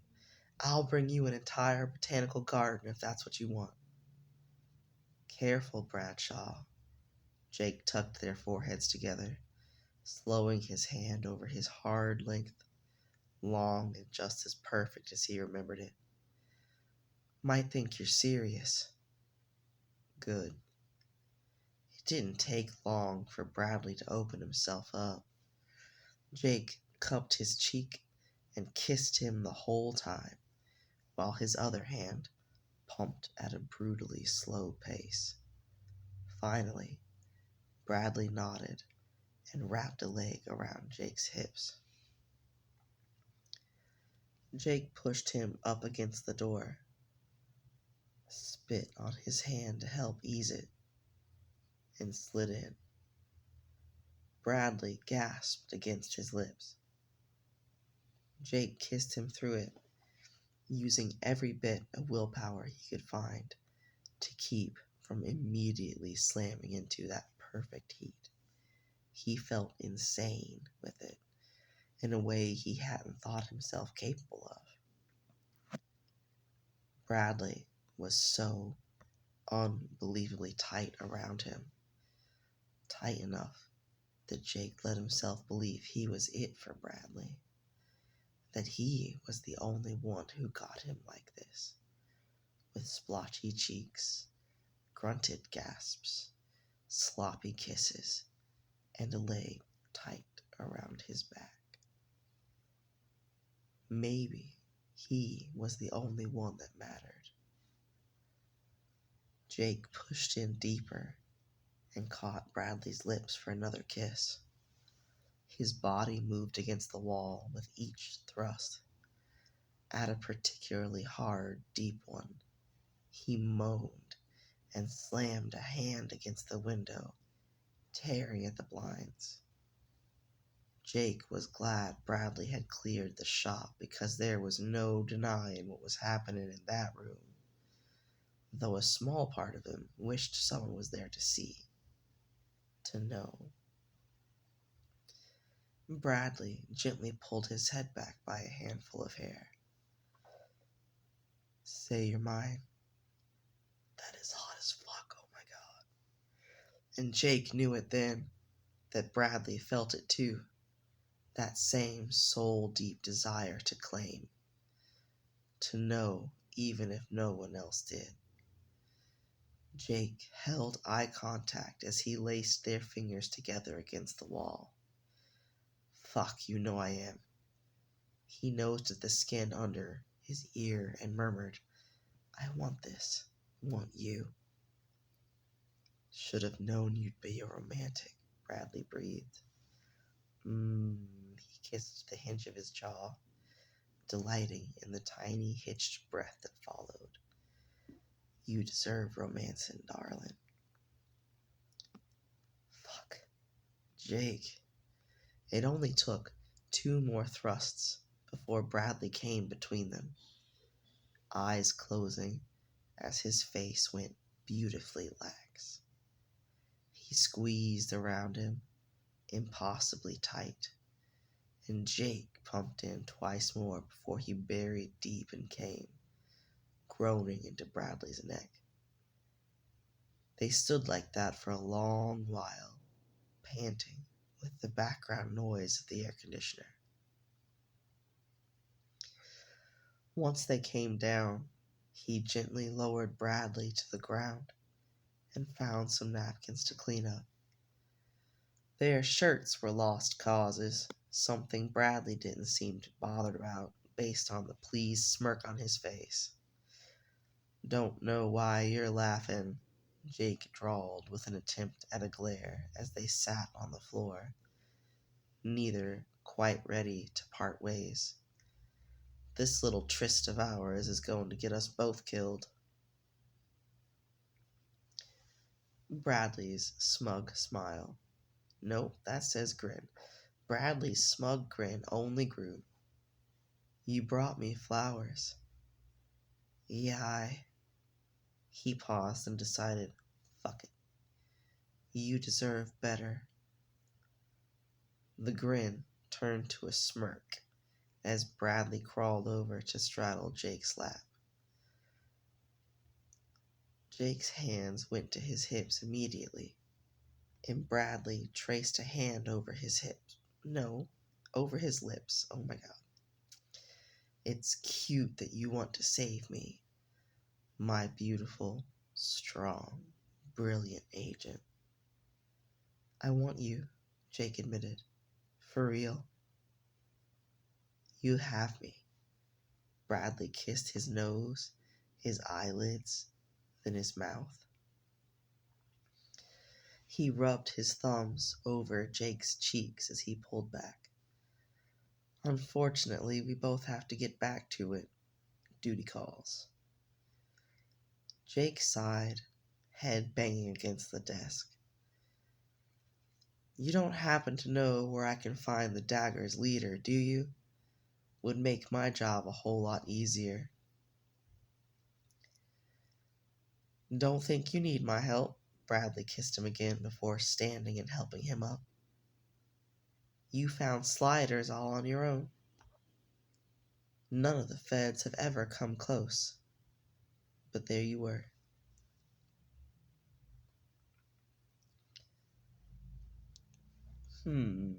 It occurs to me that just as funny as it would be if Bradley Rooster Bradshaw was the head of the Daggers, what if it's actually Maverick or Ice, and so he's like a mafia prince instead of mafia big boss? Both of these possibilities are very fun to me. I'm looking forward to finding out how it looks on the backside, the organizational side. I guess we'll find out when Jake does. You're right. Jake scrubbed a hand through his hair. I'll get him. I always do. I have no doubt, Bradley replied with a small, amused smile. The guy's like a ghost. No pictures, limited intel, no one will talk. Never seen anything like it, Jake said as he buckled his belt. Throw me a bone? What am I looking for? Jake, he's thrown you several bones already. What do you want? Bradley hummed and wrapped his arms around his shoulders, toying with the hair at the nape of his neck. No, stop. I love that shit. You're killing me. Not Wolf. He was in the old crew. Hilarious. Bradley grinned, softening it with another kiss before he stepped away to tidy the office. Jake left with one final kiss. Bradley leaned against the garage door and watched him go with a small smile. And even though he had to lie about where he'd slipped off to, and the rest of the day was a dagger-induced migraine, the memory of that smile got him through. And that's a section break. Okay, that's where I'm going to end the recording for this session. Thanks for tuning in to this episode of Bedtime Stories. I hope you enjoyed it, and I'll be back hopefully very soon. Hello, and welcome to Bedtime Stories, very special celebration edition. Bedtime Stories, not necessarily the channel, but the endeavor, is 1 month old today. I have been making Podfic. It's not promising for a reading. I have been making Podfic for 1 month now. So back to Hit Me With Your Best Shot. Bradley flipped the grilled cheese, letting it sizzle in the pan as Jake sat on the counter, watching. His shitty apartment was the same as the first time Bradley had cooked for him, but it felt like the rest of the world had changed in the span of 4 weeks. Sirens blared in the distance, drowned out by the 80s music softly playing on the speaker Bradley had brought. Jake had a feeling it would accidentally get left behind. Hold on, 80s music. That is not what we have playing right now.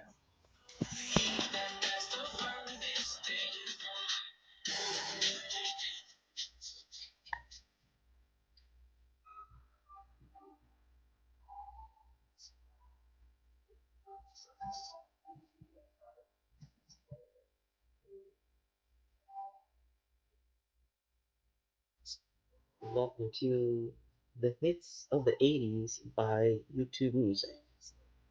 Not just Big Bear and Neon, the 80s had totally classic tunes. Check out some of the decade's biggest hits. Top of the list is Girls Just Want to Have Fun by Cindy Lauper. Oh no, I like this one for the Hangster. Every breath you take.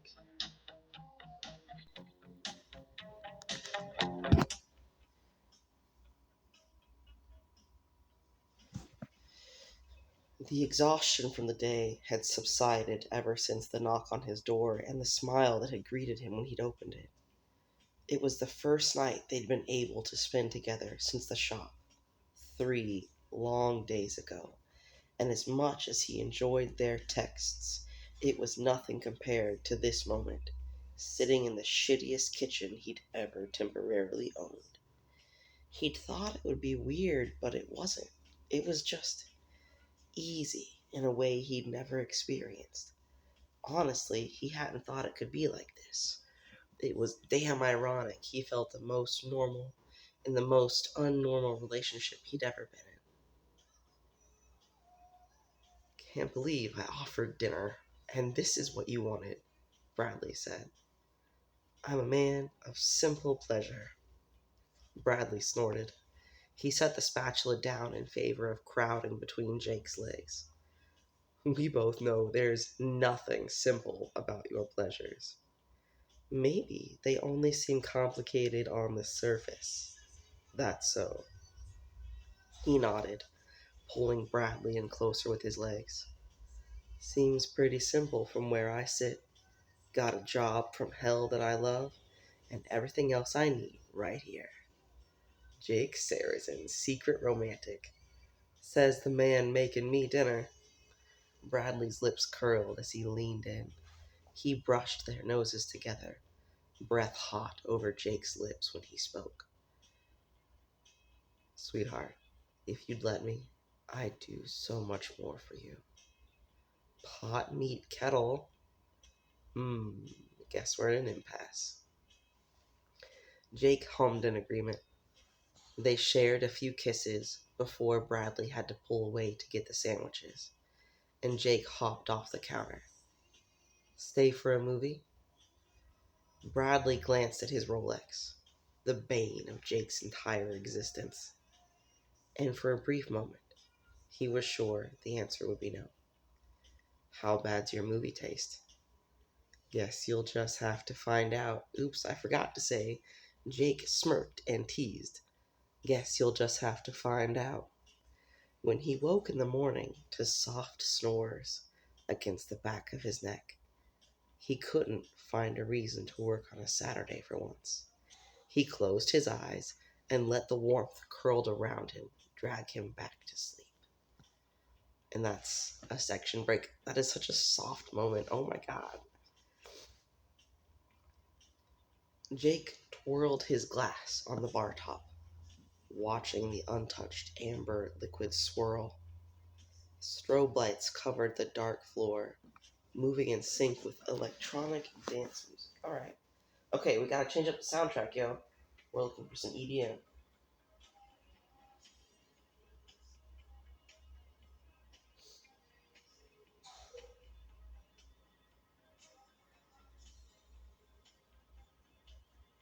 What do we got? There is a channel called Electronic Radio.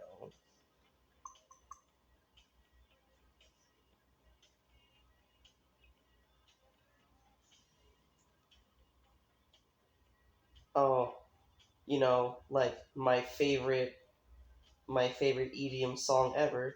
Here we go, bitches. If you don't recognize it, it's Daft Punk. Harder, better, faster, stronger. I hope you recognize it, though, just for your sake, because it's awesome. And, you know, I hope you've been lucky enough to hear it before this. Oh, this song is my jam. Strobe lights covered the dark floor, moving in sync with electronic dance music. The club was noisy enough to drown out his thoughts and replace them with a headache and a reminder of why he'd always hated places like this. Yeah, clubs just make my brain hurt. He should be at home, maybe watching a movie with an endless stream of commentary from a raspy voice. God, he hoped this lead panned out. He'd spent the last week kicking over every stone he could. They'd hauled in the bartender from Sliders, who continued to insist that he knew nothing. Jake had asked question after question, getting nothing but tight-lipped half-answers. But then he'd asked what would have led to the bar showdown. Look, he heard the idiots liked Maker's Mark, so he bought it all just to fuck with them. Payback's funny like that. It had seemed like a joke, another kick at their egos, but something about it had piqued Jake's interest. The daggers seemed to run on a ridiculous name game. He'd heard more than one reference to payback. They'd always taken it as getting even, but maybe, just maybe, it wasn't a something but a someone. It had taken several 15-hour days, but he finally found the mysterious payback in other accounts and followed those to a distributor that sold Maker's Mark to the Dagger's rival bars. Or had, once upon a time. Turned out, someone had bought it all up. So here he was, after a trail of receipts and headaches, sitting on a bar stool in the only crowded club in the mob territories that sold Maker's Mark of all things. Because apparently the Dagger's leader, that infamous bird for brains that was to blame for the fact that he wasn't at home with Bradley, fucking Rooster, had invited the rival gang there that night to make peace over a drink. Oh my god. Okay, y'all, we just got confirmation that Bradley Rooster Bradshaw is in fact the leader of the Daggers. Oh my god. Sorry, I just laughed so hard I made myself cough. Jake thinks he's dating.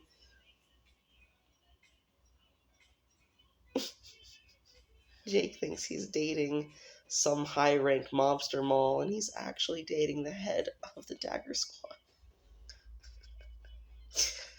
Oh, he's gonna give Bradley so much shit when he figures that out. Jake had no doubt that wasn't the true intention of the invitation, and while he didn't want to get stuck in the middle of a turf war, he couldn't miss the opportunity to finally catch the asshole. Someone leaned against the bar beside him, and then a familiar voice spoke. You really do have a knack for being in the wrong place at the wrong time. Jake blinked and blinked again, making sure he wasn't stuck in his wonderful imagined couch scenario. He subtly dipped his hand into his jacket and turned off the receiver on his wire. Bradley? He whispered, glancing around. Hi, sweetheart. Bradley's lips curled before smoothing out. When you said you had to work late, figured you'd be at the station. I'm following a lead. What are you doing here? He shook his head, not waiting for an answer. There were more pressing issues. You need to go, it's not safe. Rooster, man, they're here, someone called. Jake realized he recognized him. Coyote. Bradley gave Jake a small smile before he called over his shoulder. I need a minute. Handle it. Coyote disappeared into the crowd, but Jake could hardly focus on that as the words sank in. Rooster. Oh my god, y'all, I am shaking the bars in my cage right now. Oh my god. Rooster. Bradley was Rooster, the Dagger's infamous leader. The small, apologetic smile remained as Bradley watched him connect the dots. How'd you find me? As he tried to wrap his mind around it, Jake could only mumble. The damn whiskey followed the receipts. Bradley nodded, as if that made sense. I'll be more careful next time.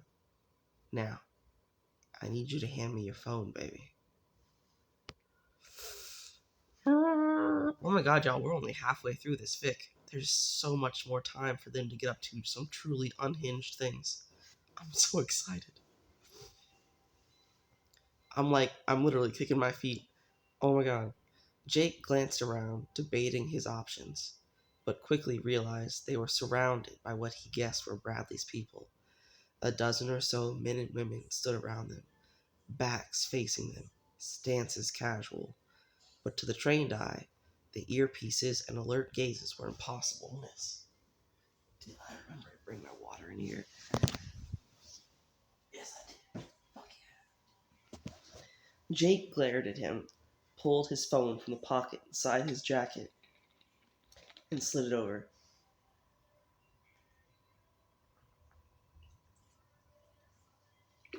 Okay.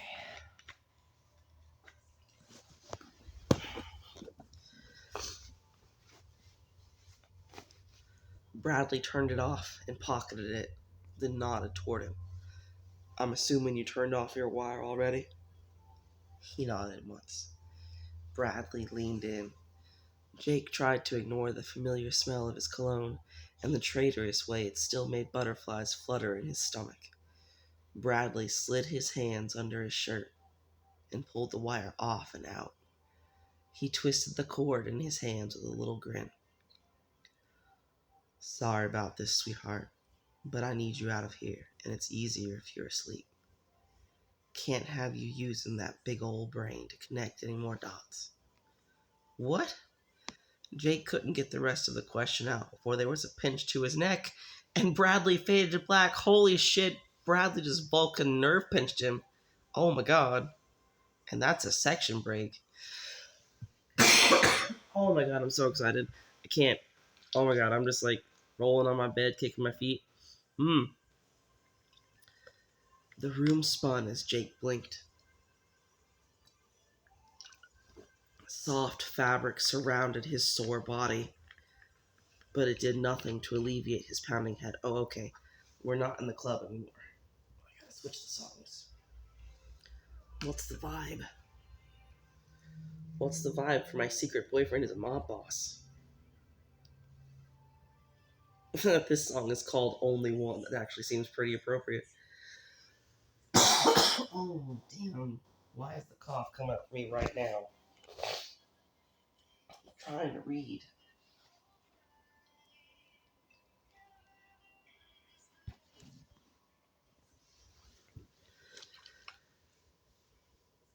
Okay. He slowly sat up, and the familiar walls of his shitty rental bedroom came into focus. And then it all came back. Fuck. He scrambled out of bed, glad to find he was still in the same clothes he'd worn to the bar.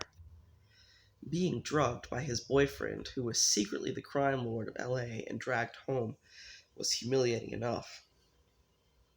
He didn't need to add being changed and put to bed to the list.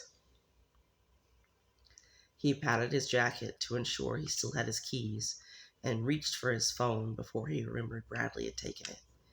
He cursed and pulled on his boots before running out the door. The radio blabbered on about the crime wave and a multi-fatality event at the club the previous night. Oh my god, y'all, I forgot to say, I think it's so cute the way that Bradley is attracted to Jake's brain as well as his body. He's like, your big sexy brain found me, and I'm so proud of you, but you can't be here right now. Sorry, boo. That was so funny and cute. You know, in a mafia-flavored way. He listened to the names rattled off and let out a breath when a certain one never came. He switched it off the second they were done. Halfway to the station, he'd come up with a good enough explanation. He went to the club. Rooster's people had sniffed him out. Well, that's true, in a certain sense. Taken his wire and phone, drugged him, and left him on a curb, not wanting to kill a federal agent unnecessarily. He just had to leave the Bradley of it all out. Simpson would overlook the minor plot holes, especially when he produced an actual description of the infamous Rooster. He spent hours sitting with a sketch artist. That came out really hissy. Let me try again. He spent hours sitting with a sketch artist, describing what he could pretend to remember. The artist held up a drawing of a man with a round face and arched eyebrows. The droop of his eyes wasn't quite right, nor was the curve of his features. Like that, he looked like any guy. Bradley was far from that. Any distinguishable marks that would help? Simpson frowned, looking over it.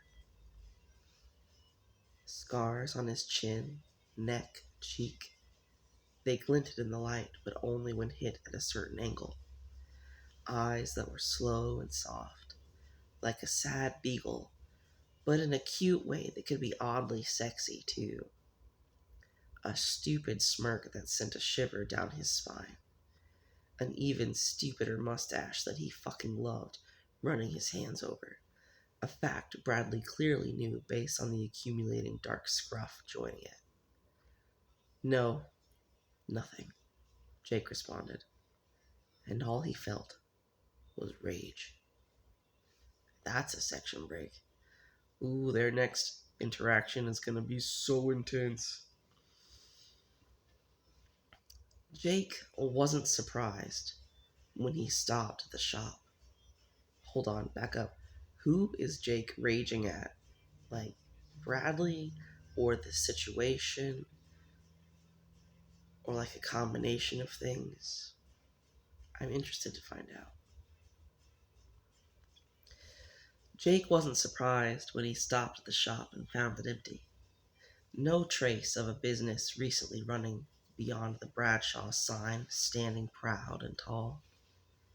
He stared at the empty office, the phantom feeling of skin and breath against his neck haunting him, and wondered if he'd made the entire thing up. The days came and went. Jake camped out at the station, simultaneously dreading and wanting to go home. Bradley wouldn't be dumb enough to show up there, he didn't think. Then again, he'd never thought himself capable of harboring a fugitive. It was both a blessing and a curse.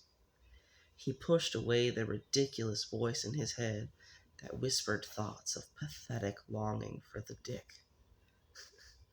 I'm sorry, was that a sex joke, or was he just insulting Bradley's personality? Because that could go either way. Bradley lied to him, played him for a damn fool from the second he'd stepped foot in L.A. Jake had fallen for it, hook, line, and sinker. Simpson finally forced him home 4 days later with orders to sleep and shower before I report you, Seresin. Thankfully, he never commented on the newfound determination and cold anger in Jake's attitude. Jake was fairly certain Simpson blamed it on his wounded ego from losing the upper hand. He wasn't entirely wrong. When Jake pulled into his driveway and shut the engine, everything looked normal. Quiet apart from the pattering rain. Dark. He hopped out of the car and kept his hand on his gun as he walked to the door. The walkway was clear of footprints on the wet concrete. Nothing moved through the windows. With a deep breath, he unlocked the door and stepped inside, drawing his gun. He went room to room, double-checking every closet, nook, and cranny, before sighing as he holstered his weapon. He was alone. I think he's disappointed about that, actually. He trudged to the kitchen and eyed the skillet with a glare before pouring a bowl of cereal. It was quiet as he ate. Too quiet. He turned the TV on to a mindless show and let it drown out his thoughts. A phone rang. He checked his new cell with a furrow on his brow, but the screen was black. He followed the ringing to his bedroom and found a flip phone in the nightstand drawer. When it rang again, he flipped it open but didn't speak. "Hi, sweetheart."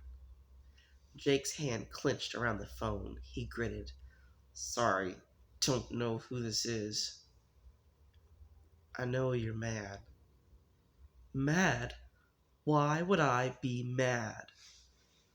"Fair enough. Thanks for the heads up on the receipts, by the way. That's been taken care of." "Doesn't matter. I'll find you another way." Bradley paused. When he spoke, it was with what almost sounded like fond pride. "I'm sure you will."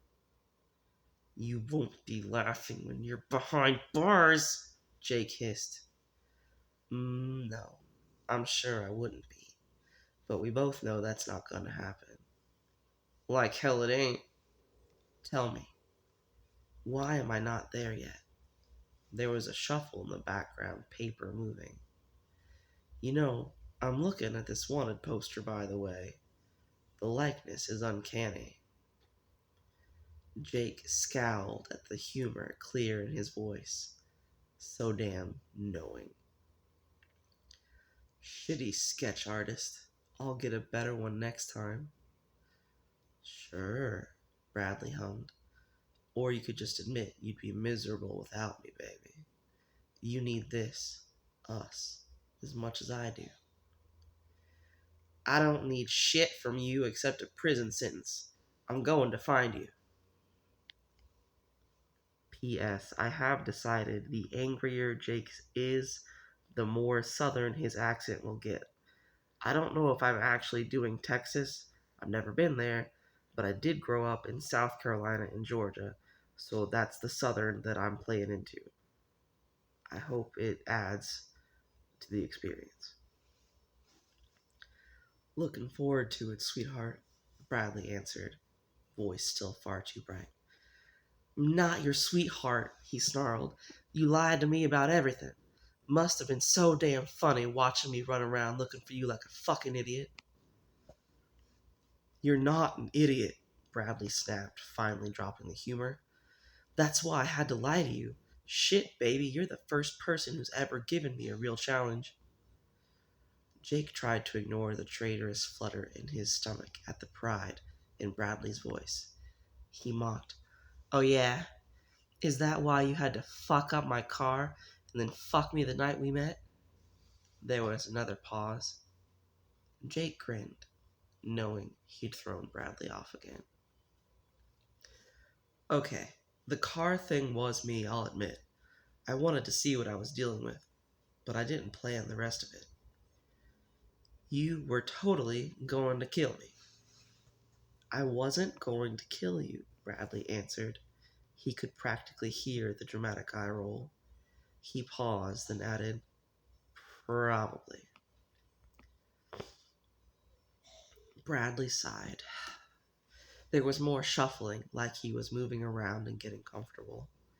Jake imagined him curling up in bed for the night, tucked away in whatever ridiculous mansion he probably owned.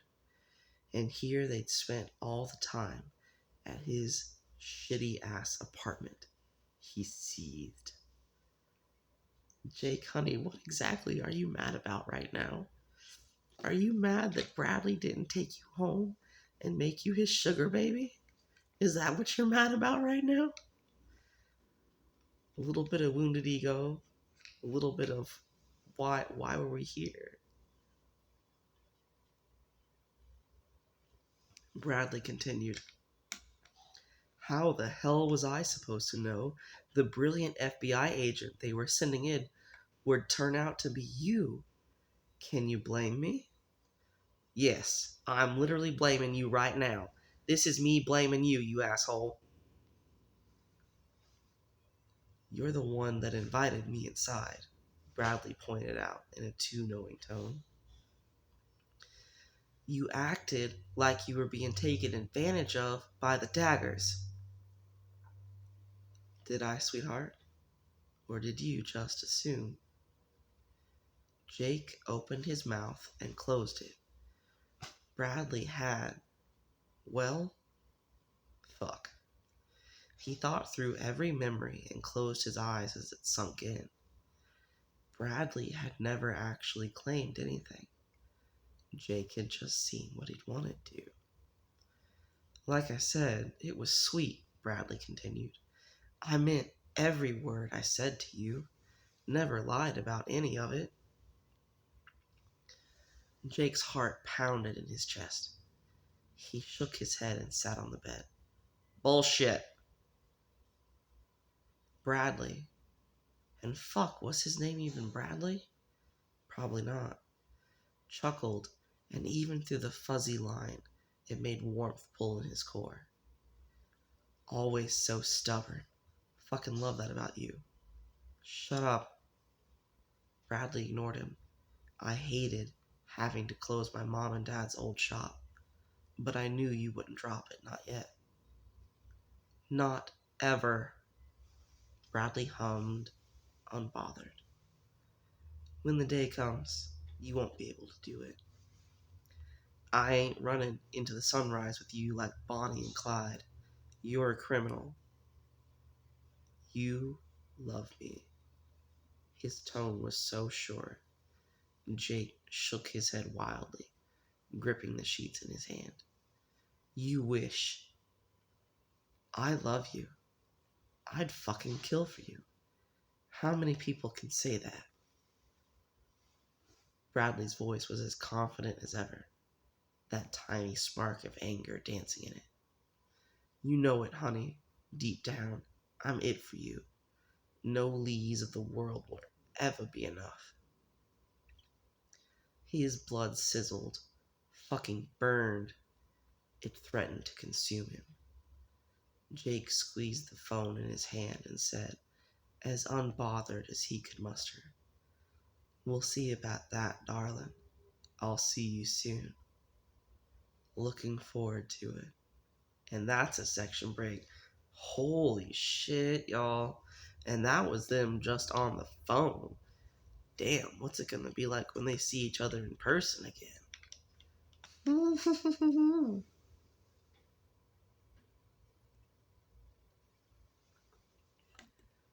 Okay, how long is that on the recording? That's almost 30 minutes exactly. I'm gonna pause and get some more water and then see how much longer I can read before the kid I'm babysitting today shows up. Alright, I'm back. I have got a refreshed beverage. I had some more honey water.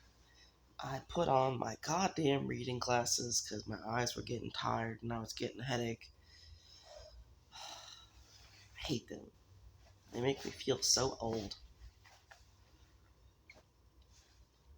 Also, they're not as comfortable for laying in bed with, you know? You gotta adjust the pillows just right. And you gotta find just the right spot to hold the tablet at. Irritating. Okay, new section. Bradley lounged back, calm as ever. Ooh, they're in person. Crammed into the back of the cruiser, he was all legs and a lazy expression, even with his hands cuffed behind his back.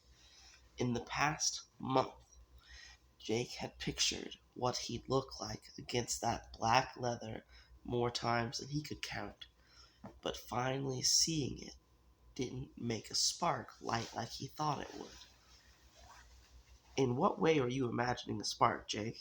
Like satisfaction of catching him? Like kinky? Like, It just looked wrong. The bars blocked the best of his features, harshening soft edges. The ride had been mostly silent, but Jake could feel Bradley's eyes as heavy as lead on his skin. Jake refused to break first. Bradley met the challenge all too easily. He always was a patient asshole when he wanted to be. A line from a movie rang through his head. He and I are so similar. We're both so stubborn. What movie is this? What does the internet have to say?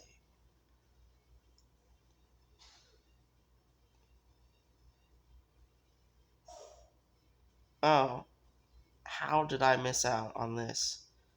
Apparently, it's Pride and Prejudice. I was going through 80s movies in my head because of all the 80s music. Was not even considering Jane Austen classics.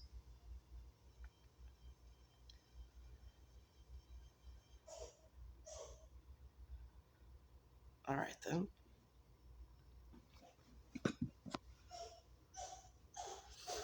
Jake, the secret Pride and Prejudice aficionado.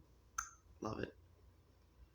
He wouldn't admit to watching it on yet another night when he couldn't sleep upon pain of fucking death. And he sure as shit wouldn't admit to thinking about someone specific. You know, as a person who used to watch the BBC version of Pride and Prejudice to go to sleep to many nights, uh, no judgment here. Because the BBC version had hands down the best Elizabeth. I'm drawing a blank on her name right now, but she was so cute and I really enjoyed her voice and her personality coming to the screen. But I think, although, there's a lot to be said for the Colin Firth Mr. Darcy, I think my very favorite Mr. Darcy is the 2005 Pride and Prejudice.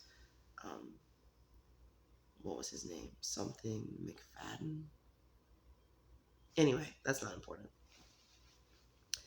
Another silent mile ticked on the dashboard. They'd be at the station soon. Bradley. Her name was, I think, Jennifer L. Ehle. That just came to me. Sorry. I know we were like right in the middle of the story and I got sidetracked again like 2 sentences later. Another silent mile ticked on the dashboard. They'd be at the station soon. Bradley would be swept away, booked, named, and mug shotted. I love that's a verb now. He'd be gone. Jake would win. It didn't feel like victory. Jake couldn't stop his mouth from opening. You're pretty damn calm for someone who just got arrested. Bradley met his eyes in the rearview mirror. Won't be in there more than an hour. Want to bet? I would, but I know you hate to lose. You don't know shit. Sure. Bradley turned his gaze out the window. Jake's jaw ticked at the resounding silence. You've got a leaky faucet. Better have that looked at. Bradley glanced at him in the mirror and Jake reacted slightly. Who? Lindell poured out information like a damn hose. Bradley nodded once. I'll take care of it. That how you found me? It involved a derby, a fake date, and a colleague who hates me now. Don't ask. Author, if you're ever motivated to write the side story for that little information gathering escapade, I think it would be really entertaining. Bradley shifted in the seat. He kept his tone light, but there was no hiding the careful drop in it. Date? Jake smirked, preening inside. No, he wasn't. Jesus. He's like, God damn it, self, get it together. Jealous? He asked, glancing up into the mirror. Bradley attempted the best shrug he could with his hands cuffed behind him. His jaw clenched as he said, Don't think you can call it a date when you have a boyfriend. Jake's traitorous heart beat faster. He arched a brow. That's so? That is how it works, Bradley deadpanned. Jake's over there screaming on the inside, like a tween at a concert. Because Bradley called them boyfriends! They're still boyfriends, oh my god. Jake's smirk grew. He knew that tone. It meant he was getting under his skin. Fucking finally. See now, that's awfully confusing, Jake drawled, turning left at the light. The station was only 2 blocks away. Too close. Pretty damn simple, actually. Maybe it's just me, but I could have sworn I'd know if I had a boyfriend. Would another term make you happier? Bradley deadpanned again. Jake snorted. Like? The next word came out in the most unamused voice he'd ever heard. Fiancé. Jake slammed on the brakes. Holy shit, I'm slamming on the brakes too. Oh my god. Fiancé. Holy shit. I literally just reached the bottom of what I had loaded on the screen. So I'm gonna have to scroll up to read some more. Fiancé. Yeah, no. Now I don't think Bradley's going to the station now.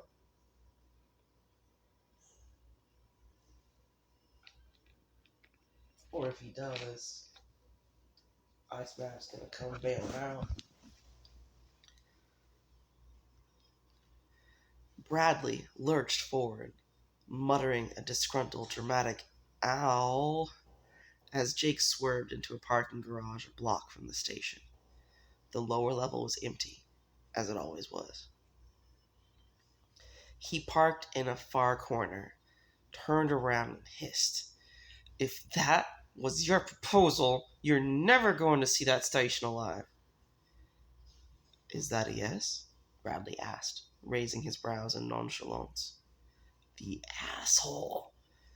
Maybe I'll just leave you here and go on another one of those dates. Bradley's eyes narrowed. You wouldn't. Watch me. Fine, Bradley challenged. Bring me to the station. I will. Great, do it. Gladly, Jake glared. You're a criminal. Bradley laughed mockingly. There's far worse than me out there, sweetheart. At least we have a code. Without us, it's chaos. Bradley, are you a modern Robin Hood? Is that where you are? Is that what you are in the Mafia ecosystem? That's so delightful. Oh, by the way, author, I was just thinking, and I forgot to say, I really appreciate your notes about the tone of voice and the type of expression surrounding the words that the characters are speaking. That makes it so much easier for me to emote properly into the podfic. Well, I don't know if properly is the right word, but it gives me hints and clues. Like, I don't have to decide how to play it. You've given me the tone notes. So that's actually super helpful for a pod figure. You should keep that up in the future.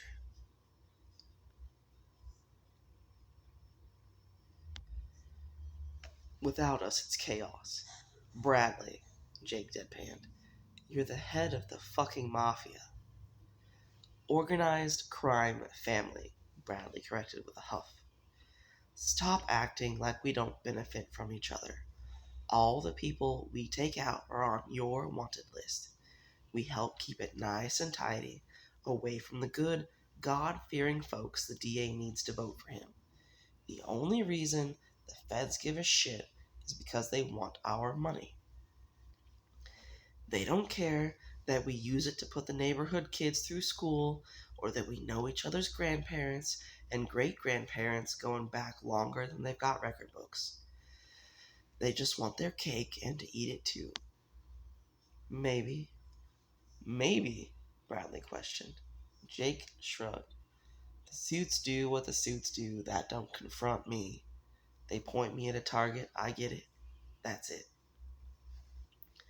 Nice callback to the movie. That don't confront me. And you're fine with that? I'm good at it. And that's enough to let them own you? Bradley countered. Jake paused for a split second before he narrowed his eyes. Thought you didn't care that I was an agent. I don't. Bradley closed his eyes, took a breath, and collected himself.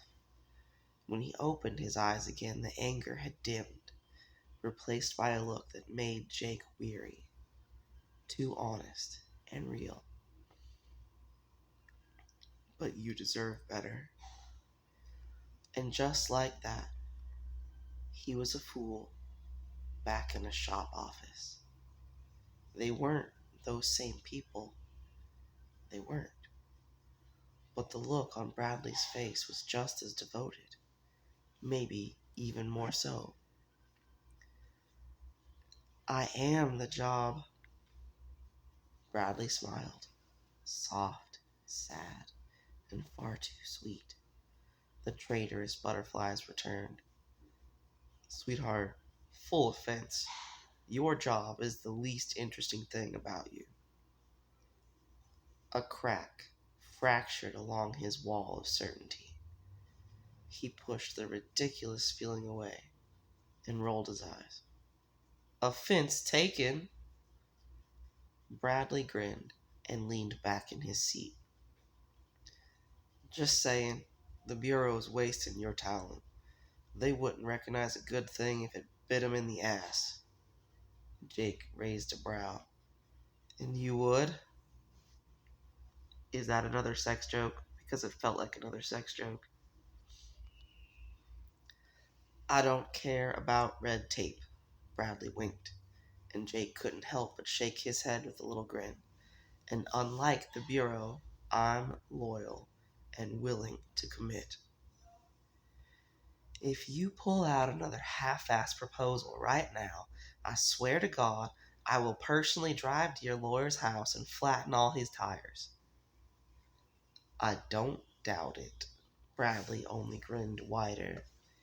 He shifted in his seat awkwardly, trying to get comfortable. It wasn't possible with the cuffs. If the Bureau knew one thing, it was how to be secret dicks. And maybe Bradley wasn't so wrong. Maybe they were the same after all. One just didn't lie about it. So, are we going to the station, or... And, fuck. He had missed him. It was impossible to deny. But wanting he could handle. He'd never seen the point in denying it. Jake sighed and got out of the car. He opened the back door, and Bradley grinned as he started to get out, but Jake stopped him. He pushed him back in, rolled his eyes, and explained, I'm not letting you go. Bradley muttered, Okay, rude. But the words fell off his lips as Jake climbed in behind him and shut the door. He climbed over and straddled his lap, shifting in the confined portable cell until they were comfortable. Bradley blinked owlishly a few times. Jake grinned. Fuck, he loved catching him by surprise. Jake. Sweetheart. Bradley tried, carefully. He tugged at his hands behind his back. Won't do you any good, Jake said. He bent down and kissed it. Bradley returned it immediately. His lips were warm, chapped, but soft, exactly how he'd remembered it. The scruff had grown in nicely, dark and pretty against his jawline. Jake thumbed at it and leaned back with a smirk when Bradley tried to follow but couldn't. This for me? Bradley swallowed, eyes blown as he stared up at him. If I say yes, will you uncuff me? No. Bradley dropped his head against the seat with a deep breath of acceptance. You liked it. It suits you. Bradley's eyes tracked over Jake like he was cataloging every tiny change. He looked the same, mostly. He'd given up on shaving every day, leaving the 5 o'clock shadow he was currently sporting. His hair was a little longer, not that anyone else would notice.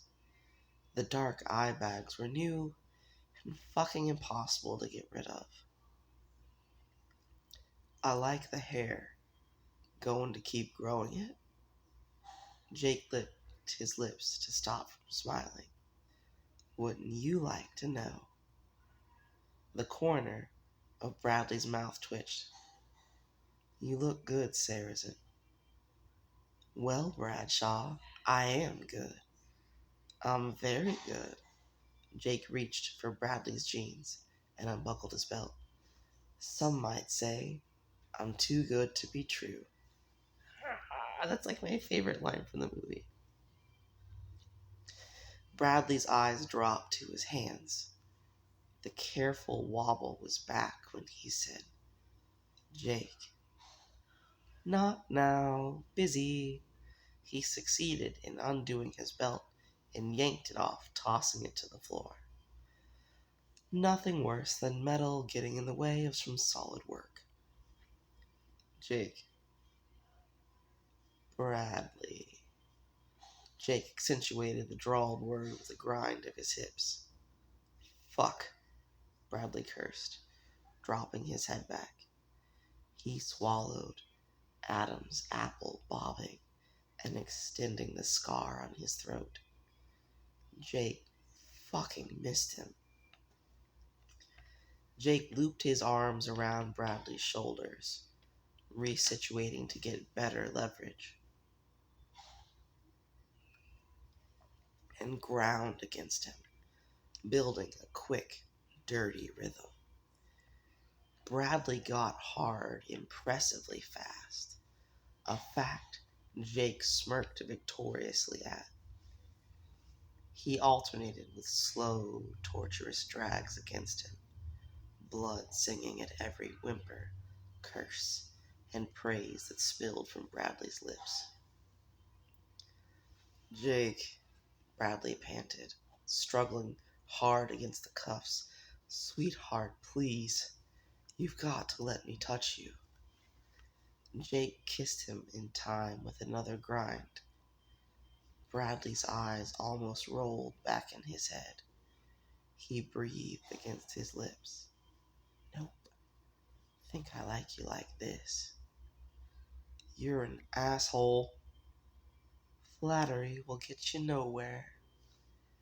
Head dropped back, cheeks flushed, curls wild. The corner of Bradley's mouth tilted up in fond amusement. Except in your pants, apparently. Jake hummed and sank down lower, slower, using his arms around Bradley's shoulders to steady him. Technically, my pants are on, darling. Details. His lip twitched higher. Never said I didn't like it, by the way. Love telling everyone about what a total asshole my boyfriend is. Yeah? Oh yeah. It's hot as hell. Bradley paused, considered. That adorable little furrow dipped between his brows. You are, not your asshole, though I'm a big fan of its work, too. Jake laughed, and Bradley grinned. He had forgotten what it was like, had turned it bitter in his head. But more than anything, sex with Bradley was so often fun. If you want to see some damn good work, you ain't seen nothing yet. Hit me with your best shot. Jake laughed and winked, smirking. Hold on to your boots, ladies and gents. Just one gent, Bradley corrected, back to adorably annoyed. One gent, Jake soothed with a kiss that Bradley happily returned. We belong, huh, darling? Bradley stared into his eyes, serious, amused, and a million other things at once. Beautiful, and all his, a fact he knew in his bones. Fuck yeah, we do, honey. Jake grinned, leaned back, and got to work. He picked up speed as they recklessly pushed against each other. It was so hot, not close to enough, and entirely too much at the same time. They shared lazy kisses through it until Bradley stilled under him with a cry. Jake followed within seconds. He collapsed onto Bradley's shoulder as the sounds of their panting filled the car. He glanced at the foggy windows and snorted. We missed our Rose and Jack opportunity. Someone wouldn't uncuff me. Jake sat back and brushed a curl off Bradley's forehead, matching his tiny smile. You're dangerous. Not to you. All right, Jack, Jake joked. Gonna paint me like one of your French girls? No French girls, Bradley grumbled. No French girls, Jake conceded, tucking another curl behind his ear. Bradley leaned into the touch, and his heart burned. He wanted to burn with it. It was a fake date, not even mine. Hence the angry colleague. A fake date? Lindell's got a thing for horses. Owes a pretty big gambling debt. I needed an in with the bookie. Turns out the guy has a thing for pretty blondes. Bradley raised a pointed brow, and Jake rolled his eyes fondly. Ones without dicks. Anyway, Sarah fit the mold perfectly. She just didn't know it was a setup till she showed for a stakeout. Bradley laughed. You really are an asshole. Jake grinned. I'm effective. That you are. Silence lapsed over the space. They stared at each other for a moment. Bradley licked his lips, cheeks growing splotchy again, with that adorable look he sometimes got when the easy confidence turned shy. I miss you. Jake sighed and pressed their foreheads together. He knew Bradley understood what he couldn't say. He pulled away and climbed out of the car, holding the door open. Bradley gave him a small smile as he awkwardly wiggled his way out. Jake unlocked his cuffs. Bradley rubbed at his wrists as he turned back around. You don't happen to have any extra pants, do you? Jake handed him his cell phone. Have Coyote bring you some when he picks you up. I recommend waiting here. No one uses this level. Bradley took his phone and started typing. Coyote's not a pants guy. That's all Phoenix. Who's Phoenix? She's family. You'll meet her someday. He finished his text and pocketed his phone. Till next time.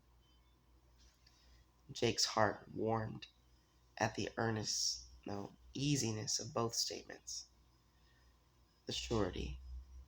He loved the dick. Loved him even more for not asking him to come with him. Oh my god, it was like a sex joke and a love confession at the same time. I'm very impressed. Don't miss me too much. Jake walked backward to his door. I will, Bradley replied with a lopsided grin. Jake laughed and climbed into the car. He waved as he drove off, watching Bradley's smiling face in the rear view. If he waited a level up, hidden away where he could see him, until a black SUV pulled up and he climbed in, safe and sound. That was nobody's business but his own. And that's a section break.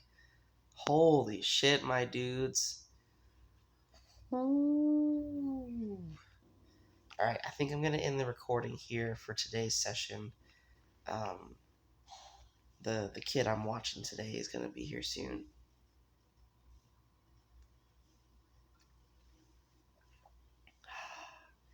I really got to get this uploaded to AO3 instead of only Tumblr and the Internet Archive.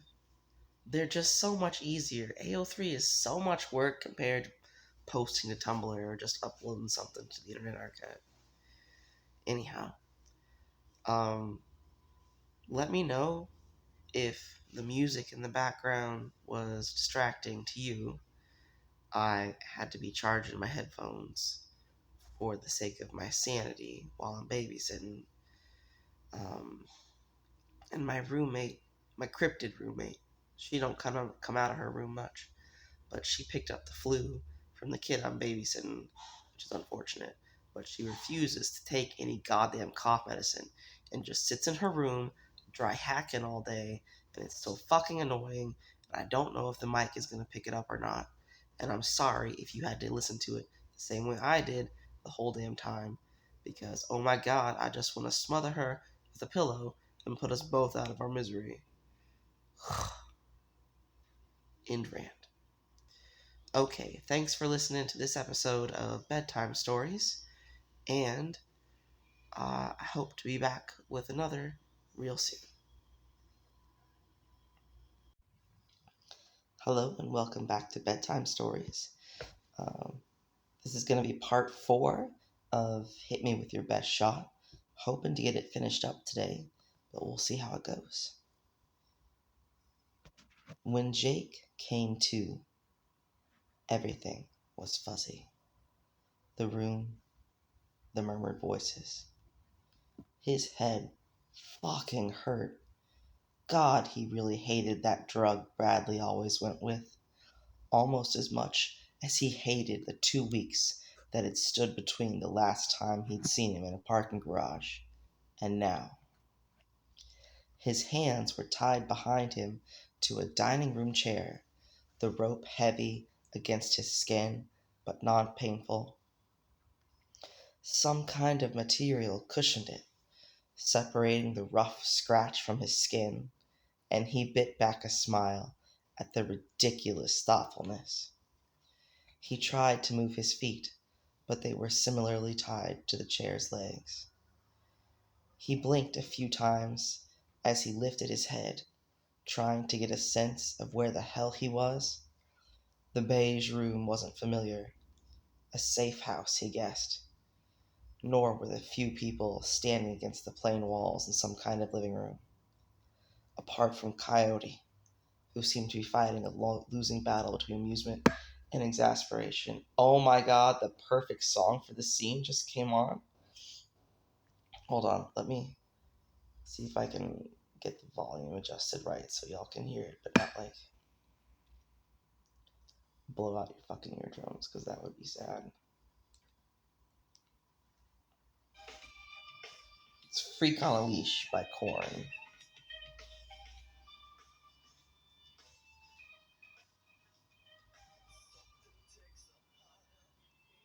Hi, sweetheart.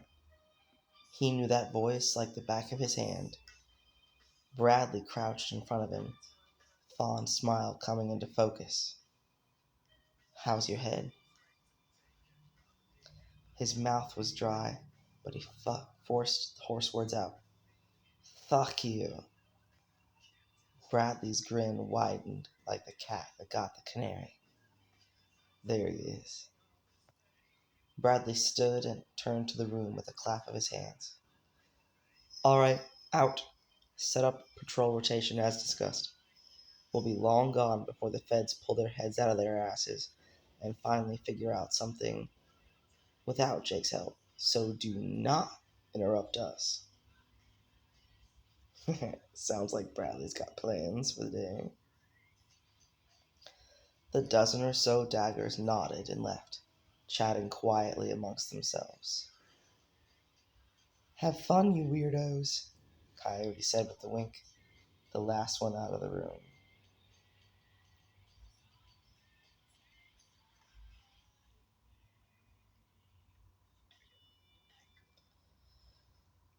When the front door slid closed and locked, Bradley turned back to him with a grin. All right, sweetheart, just you and me now. Jake yanked at his restraints, but knew it would do no good. If there was one thing Bradley wasn't, it was incompetent. No doubt the house was hidden under a shell company, and even if his people figured it out, the patrols outside ensured they couldn't surprise them. It was why Bradley's crew was slippery as fuck. The guy was a planner, through and through, which meant one thing: he wasn't getting out of there until Bradley let him go. So my brain just threw out a pun. Bradley's crew is as well lubed as Jake is. Or as well lubed as Jake is gonna be, but you know. Payback was a bitch. Hi, Norbert. Hello, buddy. What do you need? I just fed you. What are you doing? Did you get lonely? Come here. Come here, kitty, kitty, kitty. Payback was a bitch, and this time it wasn't a person. Or it was, in the form of Bradley fucking Bradshaw. I need y'all to know that Norbert is rubbing his face on the Kindle right now. So if it made a sound to you, that if the mic caught something, that's what it was. I take it you're not gonna untie me. The asshole's grin confirmed it. He always did like a stupid joke. Nope. No. Jake rolled his eyes and quit wasting his energy on tugging at it. He looked around. Where are we? Bradley wagged his finger as he sat on Jake's lap before looping his arms around his neck. You know better than that, honey. One of the stupid, arrogant smirks curled on his lips as he brushed hair from Jake's forehead. The other hand idly scratched at the nape of his neck. Jake didn't bother fighting it, just leaned into it. The grin widened.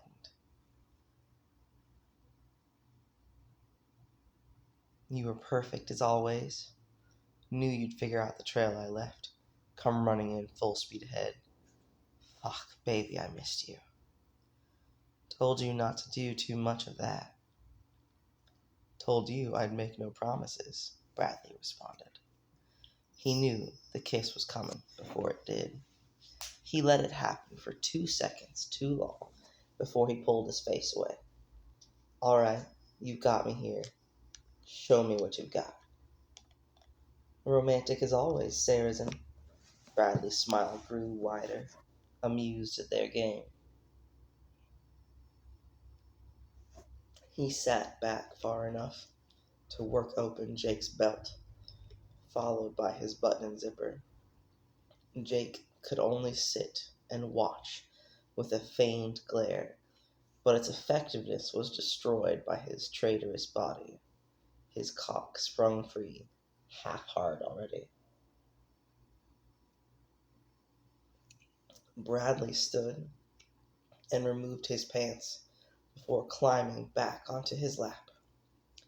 The miles of toned, tan skin made Jake's mouth water. I'm gonna let you fuck me tonight, sweetheart. Jake hated the way the words went straight to his dick. They hadn't had full-on sex in weeks. Fire raged through his bloodstream at the idea. He wanted it to be consumed. Pointlessly, he tried. Untie me, and I will. Bradley's grin brightened as he ran a finger over his lips. In a bit. You know how it is, SSA, Seresin. The words in that fond rasp pushed a groan from Jake that he would deny until his dying day. Bradley kissed him again before he clasped a hand around the back of his neck, using it to anchor himself as he lined up and sank down.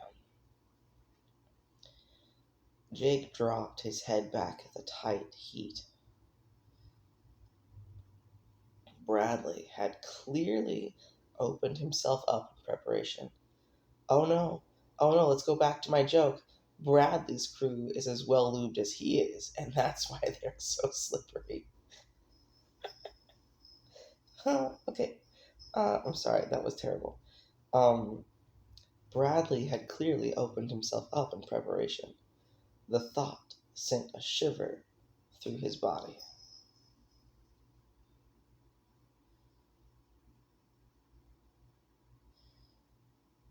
Oh, sorry, I just got a text message from the the neighbor I babysit for, so I gotta make sure everything's okay.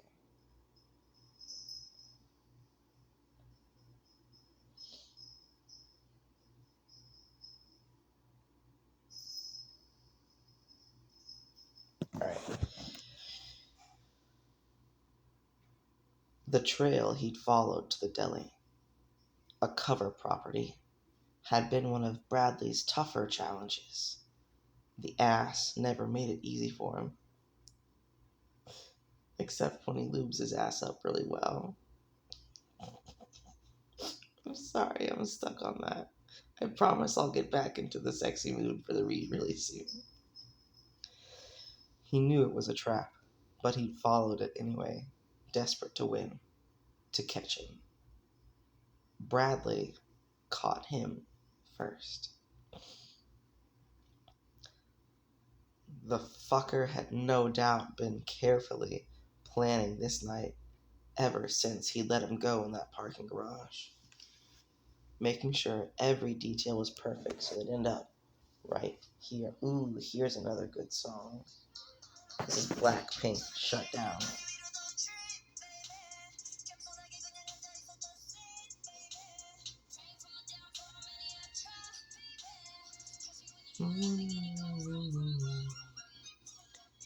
God, baby. Bradley pressed several slow, deep kisses to his lips before he leaned back and tentatively rose, then fell. It pushed low moans out of both of them. Bradley hooked an arm around his neck and used the other hand to cup his cheek, putting their foreheads together as he breathed. Look at you. The day you walked into LA, I knew I'd met my match. Alright, I'll put the song back in my headphones. Jake groaned at the heavy fall of Bradley's body onto his lap, pushing him so deep into that tight, perfect heat. Their sex was a lot of things, often fun, sometimes twisted in a way that would make his Nana send him to church. Sometimes Bradley was soft and sweet when they had sex. So desperate to be good, to please. Sometimes he was mouthy and unabashed, taking anything he wanted without a single lick of shame. Jake loved both sides, but he was happy it was side B out to play that evening. I guess he's Bradley Bradshaw. He's baby. He's got double B's. They're always side B out to play. I'm stuck on the puns this morning. Help. He had missed the dick. He'd missed both Bradley, the person, being a dick, and the dick attached to Bradley. I'm sorry. I'm so sorry. I'm really stuck on the puns today. I can't stop. He had no shame in it, not when it was Bradley. And here you are, Bradley babbled on. Fucking beautiful under me. So goddamn pretty. Prettiest damn thing I've ever seen. You're my fucking soulmate. Oh shit. Bradley. Jake gasped a breath at the next bounce. His blood was on fire. He was going to burn alive. He welcomed it. I know, Bradley murmured as he bounced faster. Jake whined, and Bradley pressed a lazy kiss to the shell of his ear. You feel so good. Tell me, sweetheart. Jake knew what he meant. He always knew. Better than he knew himself. Missed you. He leaned in for a kiss, which Bradley happily supplied. When he pulled back, he whispered against Bradley's scruff. You're so good, princess. All I ever think about. Fuck. Bradley cursed and kissed him again, slow and deep. May I just say, Jake calling Bradley princess is amazing and incredible, and I will treasure this moment forever. Okay. His blood boiled. Bradley was all around him, consuming him, and Jake gave in to the abyss. He groaned and tried to meet Bradley's bounces, tugging again at the rope. Bradley threw his head back with a soft moan, sweat glistening against his tan skin and the scars that lined his throat, and Jake desperately tried to reach him. He wanted. Bradley tugged his hair and slowed the movements to a brutally languid pace, rolling his hips with his eyes closed. It wasn't enough. Jake needed more. He needed Bradley sobbing on his dick as he took him apart. He needed to tear that control from his hands so he could give him everything he needed and wanted. Jake tugged and tugged and tugged, and finally the wood snapped. Arms freed, he frantically tucked Bradley against him, stood, and laid him on the floor. Bradley groaned in surprise, but didn't stop him, as Jake shoved his leg up to the side and slammed into him. He swallowed Bradley's groan as he licked into his mouth. He trailed his other hand over Bradley's neck, clasping it momentarily over the scarred skin, without applying any pressure. It would be so easy to press down, end it all. Hell, the Bureau would probably give him an award. Bradley gripped his hair and breathed his name in like a prayer. Jake. And he heard it in that word. The man with the confident yet dopey smile, dressed in an ugly Hawaiian shirt at a garage, laughter in his kitchen over grilled cheese. Bradley, not Rooster. He was the thing he hadn't been able to wrap his head around, the thing that would surely lead to his demise. Instead, Jake moved his hand to cup Bradley's jaw, directing his lips into another deep kiss. Bradley kissed back, lazy and sloppy, as lost to it as Jake was. Please, Bradley whimpered. Fuck, please. I've got you, darling. You're perfect. Jake kissed him, wrapped a fist around his hard cock, and tugged. The rope still around his wrist moved with it, but he could focus only on the soft sounds spilling from Bradley's lips as his legs squeezed tighter around his lower back. It only took a few more harsh jerks of his hand before Bradley came between them. Jake thrust in once, twice more, before stilling deep inside. He collapsed on top of him when done, too lazy to pull out or move. Bradley didn't seem to mind, though that wasn't shocking. He had a possessive kink wider than Jake. It probably wasn't healthy. Then again, nothing in their relationship was. But that's what makes it beautiful. In fic, I mean. They are a walking stack of flaming red flags together that IRL we would want nothing to do with. But in fic, so delicious. They caught their breaths as he lay on top of him. All Jake could do was plead. Let me go, Bradley. Or? He knew Bradley would understand what he really meant.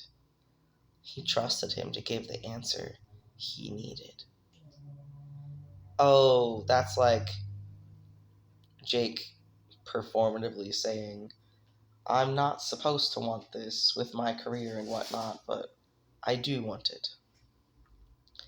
Like, Regency era heroines being like, oh, I do protest, and needing to be, convinced and soothed by the rake they fell in love with some more. Can you tell that I read a lot of Regency era romance novels at a very formative age? Because I did.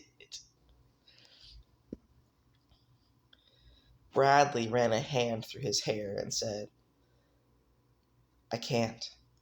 You can't let me go either. I know you know it. I'm it for you, sweetheart. Yes. Oh my God. Jake's stomach fluttered. He gave in. It was a line he'd probably crossed a long time ago if he was being honest. Jake, come on, you didn't just cross that line. You fucking firebombed it as you sprinted past. You're gonna be the death of me. That or a very lengthy fucking prison sentence. Guess y'all could go together. It could be a couple's bonding activity. Bradley lifted his face. There was no doubt in his eyes, only pure fire as he said, I'll never let that happen. Jake hated him, but mostly he loved him. I am so tempted to quote to you the iconic 10 Things I Hate About You poem. You do not understand the amount of restraint right now that is, and as insane as it was, he still considered the manipulative, sweet, career criminal under him to be his boyfriend. Deep down, as much as he tried to deny it, he'd always known Bradley was right. He couldn't let him go, just as much as Bradley couldn't let him go. Bradley traced a finger over his temple, pushing a piece of hair back as he asked, Do you like the house? Let's be real, Bradley. He didn't notice the house. He woke up from being drugged and then you fucked him stupid. Like, when did he have time to look at the house? Oh, right now. Jake gave it a good look. The living room held a comfortable-looking couch, a flat-screen TV, and a case of Blu-rays. Hold up. Wait, is Bradley about to give Jake a house so he can get out of that sad rental apartment? A small table sat near a kitchen, which appeared to be fully stocked with skillets hanging from a rack, a fancy coffee machine, and other gadgets. Yes, please, please, please let Bradley be a sugar daddy for Jake.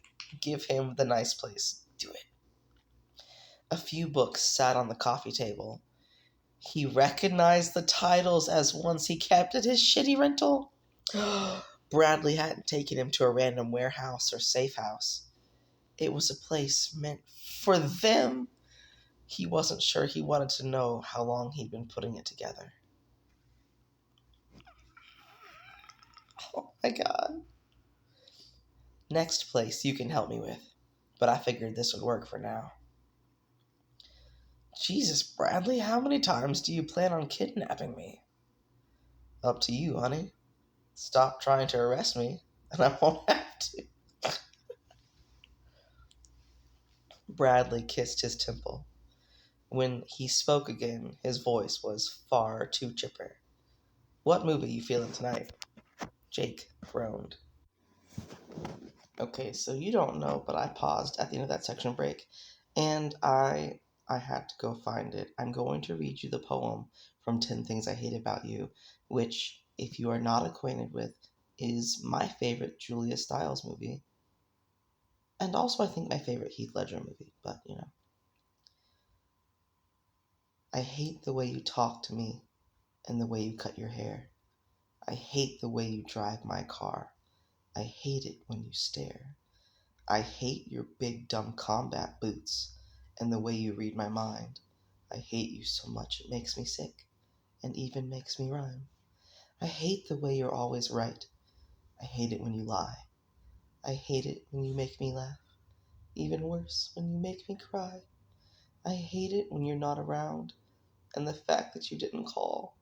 But mostly I hate the way I don't hate you. Not even a little bit. Not even close. Not even at all. Okay, moving right along. The next section. Oops, I knocked over my water bottle. When Jake blinked awake, the sunlight streaming through the curtain added to his migraine. He wasn't surprised to find the walls of his bedroom around him. Which bedroom are we talking about here, Jake? The shitty apartment or the nice little house that you two are inhabiting together at times? Bradley always had his people drop him off somewhere safe. I'm going to go on a tangent. Holy shit, can you imagine which dagger does Bradley trust the most with handling Jake's unconscious body and transporting? Because, you know, if Bradley isn't doing that himself, who is? I bet it's Omaha. He looks strong. And, you know, tall enough to be able to handle Jake easily. Who's Omaha's wingman? I forgot. Not Omaha's wingman. Did Omaha have a Wizzo? Or was he a solo pilot? I'm gonna have to look that up because I don't remember. No, wait, I think Omaha was with Halo? Ah, now it's stuck in my brain. Okay, I'm not getting distracted this time. I'm gonna keep reading. Home, usually. A hotel once. The presidential suite. He chewed him out over the phone for hours over that one, dressed in a posh robe and stuffing himself on room service. It had been a good month since he'd fallen into one of Bradley's carefully laid traps, mostly as an act of defiance. Bradley had switched to a new ruse this time. Jake had sniffed it out, but followed it anyway, as always. He didn't want to think about the 36 hours they'd spent tucked away together, making up for lost time, mostly because it was all he thought about.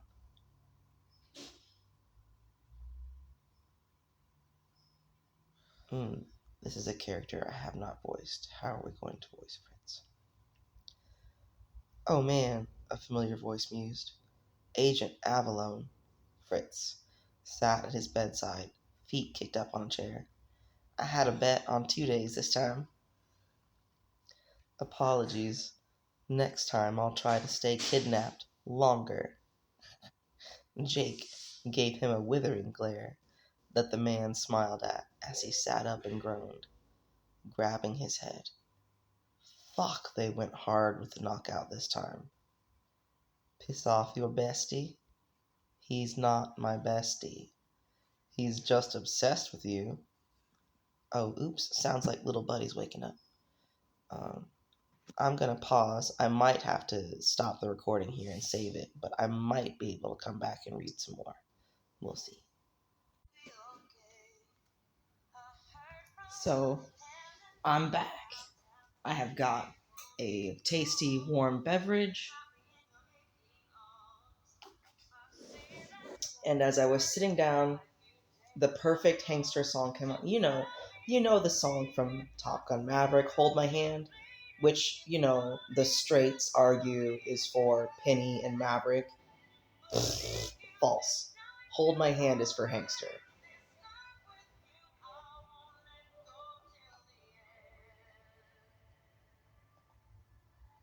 Anyway, I got little buddy settled down. I fed the cat. I had a snack. I am back under my weighted blanket. Okay, well, it's my roommate's weighted blanket, but it's my blanket right now. Where was I? Oh yeah, Fritz was roasting Jake. I'll put the music back in my headphones.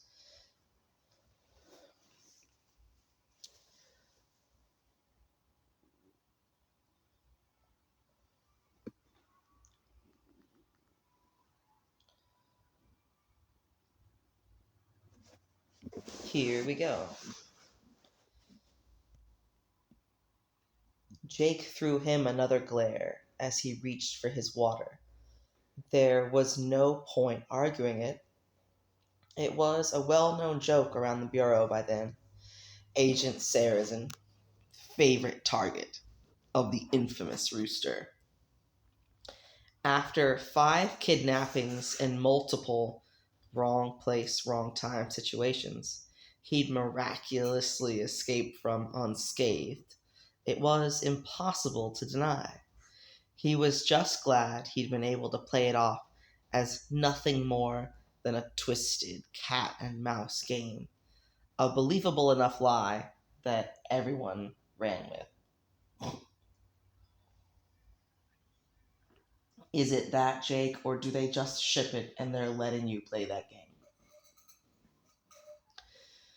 They joked, but if they knew the truth, well, he'd be waking up to a lawyer and a therapist instead of a colleague. What can I say? He's got taste, Jake drawled. Fritz laughed. Valid. Honestly, I think he wants you to catch him. Jake paused with the water bottle to his lips and darted his gaze toward him.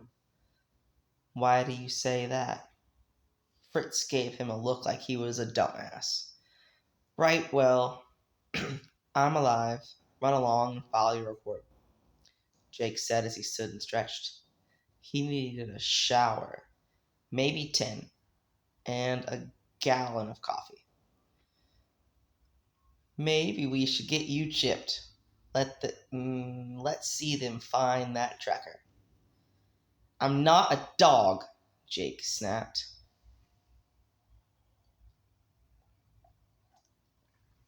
Good-natured as always, Fritz merely shrugged with another bright grin. It was a valid point. They'd tried hiding a tracker in his keys, even sewing one into his jacket. Bradley's guys found every single one, much to Jake's begrudging respect. He never helped them, which Bradley always grinned at. It was his last attempt to pretend, but in all honesty, the game didn't hold the same appeal it once had. He wiped the sweat from his brow. God, he hated this shitty apartment. You heard about the new budget cuts? Fritz asked. New administration's in bed with the devil. I've been in bed with the devil. He's much more fun than that prick. Fritz snorted. That mysterious boyfriend of yours? Jake dug around for a pair of clean sweats and a t-shirt, one that was a size too big and didn't smell like him. Don't mind me over here just squealing about boyfriend shirt. 1, he's not mysterious. He's a total freaking dork. 2, good boys go to heaven, but bad boys bring heaven to you. 3. He paused, glancing over. You're wearing shoes in my apartment again, you heathen. Quoting Julia Michaels, man, you got it bad. I'm in love with my boyfriend. More shocking news at 10. How he puts up with you, I'll never know. Jake tossed a dirty sock at him. Fritz groaned and swatted it away. He loves me. Guess there's a lid for every pot. I've never heard that before. I like it. Tell me, Rooster ever get jealous? You have no idea. Jake pointed at the door. Now, out. I'm no longer kidnapped thanks to you. Now I want some peace and quiet. Yeah, I'm leaving. Fritz stood and waved him off as he left the room. Tell the not mystery I say hi. Jake peeked out the blinds of his window, waiting until the taillights disappeared before he sighed. He trudged to the bathroom and made quick work of a shower. Dressed in Bradley's shirt and comfy in bed, he pulled the flip phone from the secret compartment he built into his bed frame.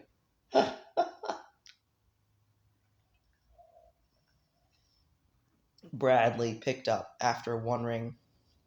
Hi, sweetheart. Come over. There was a pause before Bradley answered. You know I can't. The background noise disappeared. Jake pictured him moving to his bedroom or office and shutting the door. He bet the place was nice. Not overly fancy or minimalist. Probably clean, taken care of, lived in, well loved. He imagined quilts draped across couches and photos lining the walls.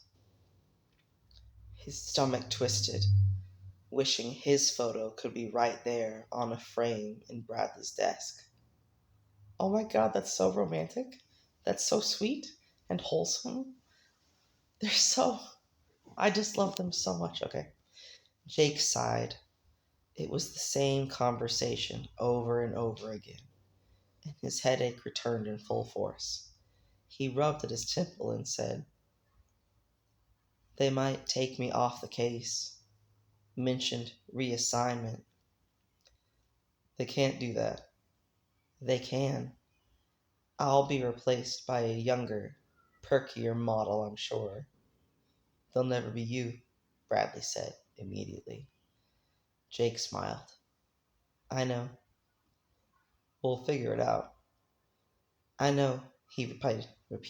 Repeated. I think they're banking on you making a mistake once your favorite toy is gone. Bureaucratic waste at its finest. Jake laughed. Fritz says hi, by the way. Does he now? Is that jealousy I detect? Jake grinned, preening inside like he always did when Bradley got like that. Not jealous, Bradley grumbled. Just wish I could be the one at your bedside. And who put me in that bed to begin with? That's your fault. I'm just an innocent bystander. Is it now? Oh yeah. You show up all brilliant and sexy. What else am I supposed to do? Maybe not kidnap me. Temporary relocation, Bradley countered. A vacation with your boyfriend. Jake curled up on his side, tucking the phone against his ear. How's it going with the Felix crew? Still causing trouble? Yeah, Bradley answered offhanded. There was more shuffling, and then his voice returned, sounding closer. Jake imagined him in bed, curled up on his side too. What are they up to? Think we're at the line, baby. Better not cross it. I could help. Oh, I know you could. But the Bureau's methods would only get in our way. You don't need to worry about them. I've been hearing things. It won't be a normal takedown. They're dangerous. So am I. The confident, cocksure words curled in Jake's stomach, hot and cold at the same time. Promise me you'll stay out of it. Jake sighed. It was the last thing he wanted to do. The only place he ever wanted to be was right between the danger and Bradley. But he knew he was right. His badge only got in the way. The ice crept up his spine, curling and twisting and terrifying. He hated the feeling, the taste of real fear. Just be careful. Hey, Jake, I've got an idea. What if you resign from the FBI and go be some sort of problem solver for Bradley's organization? If it is being on opposite sides of the law that is keeping you apart, and obviously Bradley will never wind up on your side of it, why not just hop that fence and say, fuck being a federal cop, I'm going to go play house with my boyfriend forever, and then one day we'll get married. Not that, being married is required for a happy ever after, but still, these two are so married already. I might as well make it official on a piece of paper. Okay, back to the story. Always am. Left you something, by the way. Nightstand drawer. Jake pulled the drawer open. He tucked the phone against his ear as he retrieved the sleek silver watch. A Rolex. One he recognized immediately. Oh my god, it's the watch! It's the watch that made Jake think that Bradley was a mobster mole instead of a mob boss.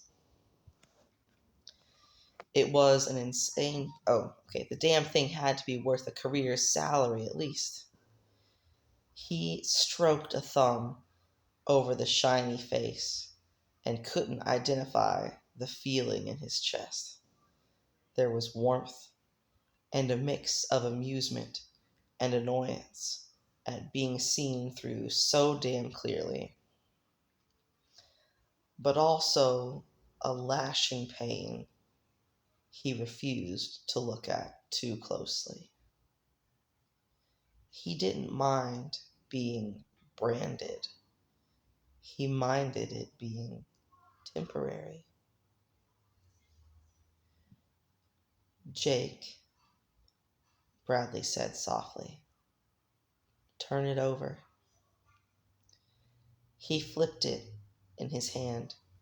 On the back, engraved into the $1,000,000 metal, were simple words that held nothing simple in them. J. We belong. B. He'd once thought he was hard to read. Hit me with your best shot, sweetheart. Jake swallowed. He breathed. You're an asshole, Bradshaw. Put it on for me? He slid it over his wrist and clasped it. It fit perfectly. Already fitted for him. He shook his head and bit back a smile. The metal felt good against his skin, the words making a home right over his pulse point. where they belonged. It looked good. Damn good. And it would only ever see the light of his shitty apartment. How's it look? No, that's Bradley talking. How's it look? Bradley asked. Good, obviously. He twisted it in the light. Obviously, Bradley concurred with a smile in his voice. Wish I could see it. Come over and you can. You know I can't. It's not like I'm going to call it in. I know you won't. Jake dropped his wrist, brow climbing. You think they're surveilling me? I would if I were them. Wouldn't you? He would. They both knew it. It was the clear move. Even if they believed he wasn't involved. No one doubted his skills as far as tracking Rooster down. But his credibility past that had gone to shit. Once upon a time, that would have lit a spark under his ass. Now, he didn't particularly give a damn. Not when he knew the reason.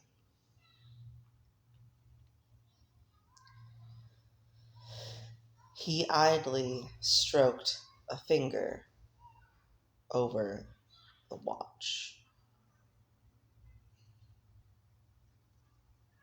Some part of him wanted them to know, too.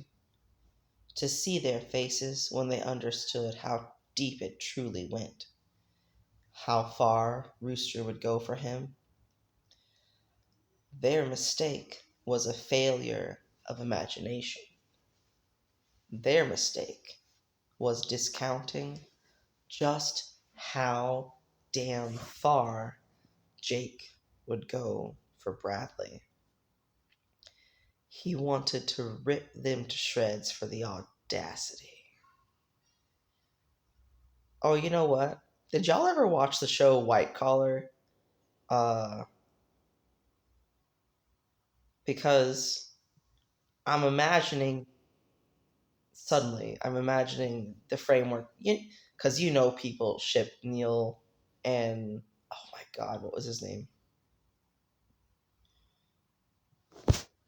It's gonna bother me if I don't look it up. I'm looking it up. So people ship the FBI agent and the criminal because they had way better chemistry than FBI agent and his wife did anyway.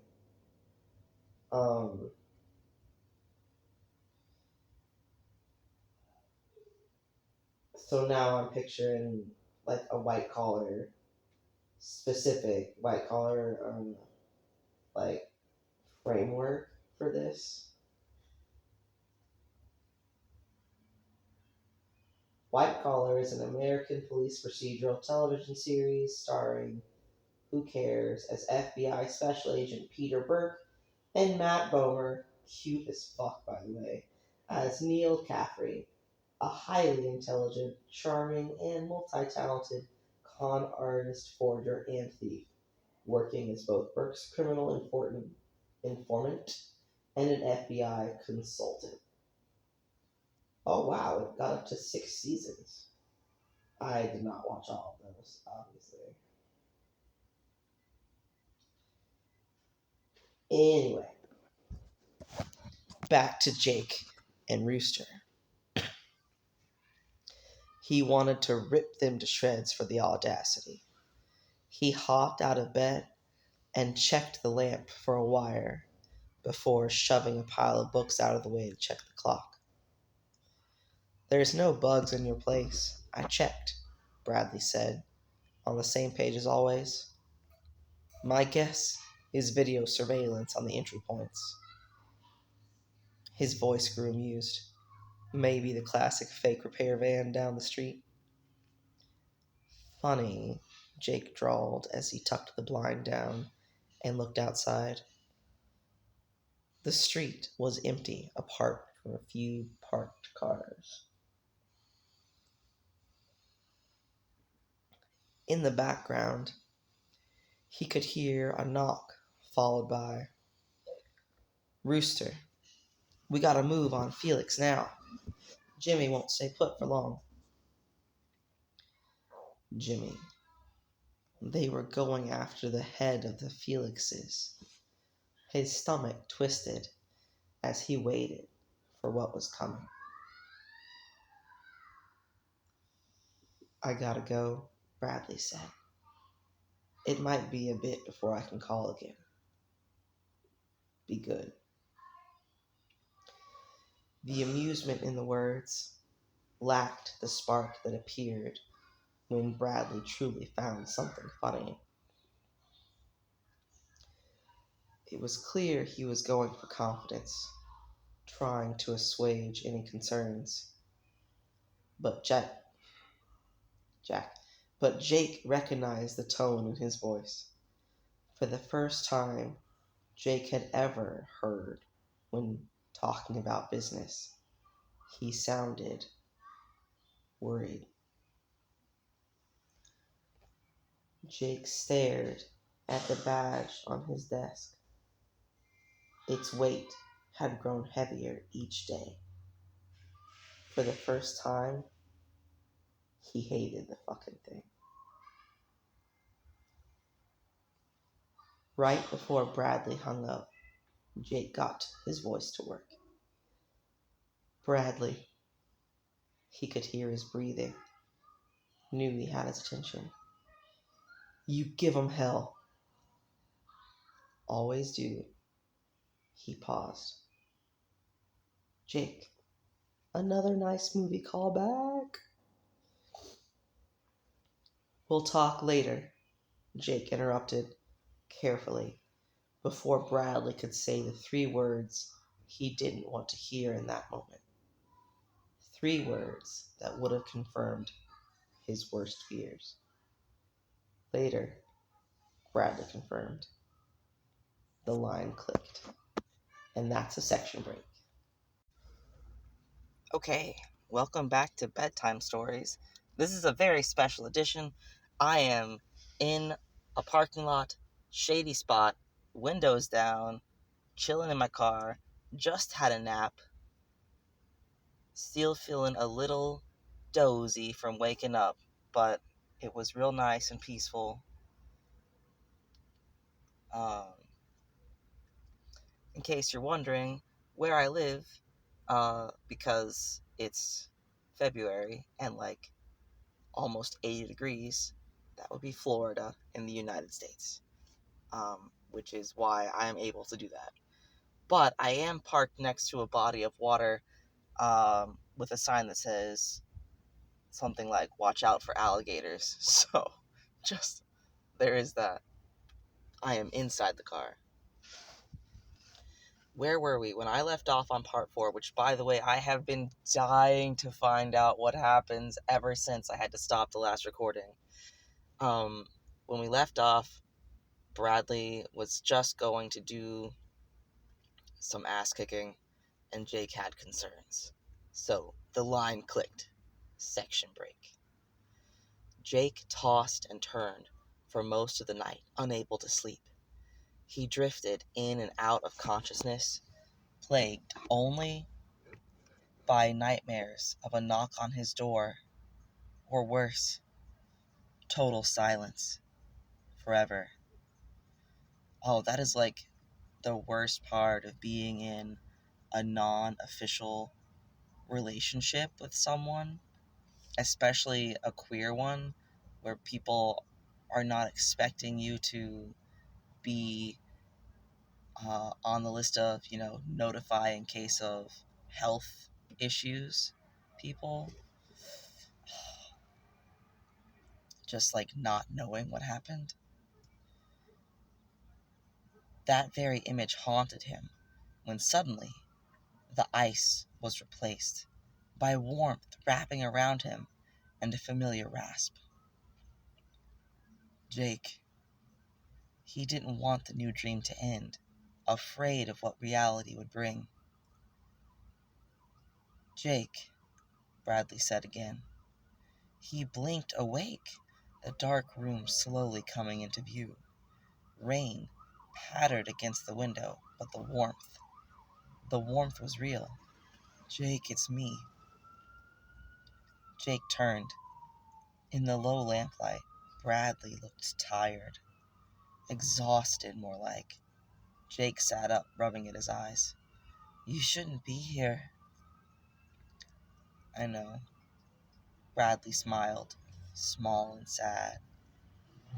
I'm sorry, sweetheart. I am filled with trepidation. What is Bradley apologizing for right now? Also, author, I really am grateful for your choice to have Bradley show up immediately after the cut. Like, there wasn't a bunch of angst. Where's Bradley? What he's doing? It's been a month. Is he okay? Just bring us right back to Bradley breaks into Jake's apartment and wakes him up. I love it. Thank you very much.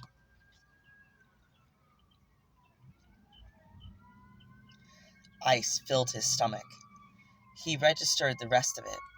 Behind Bradley, Coyote stood in the open doorway, tense shoulders facing the hallway.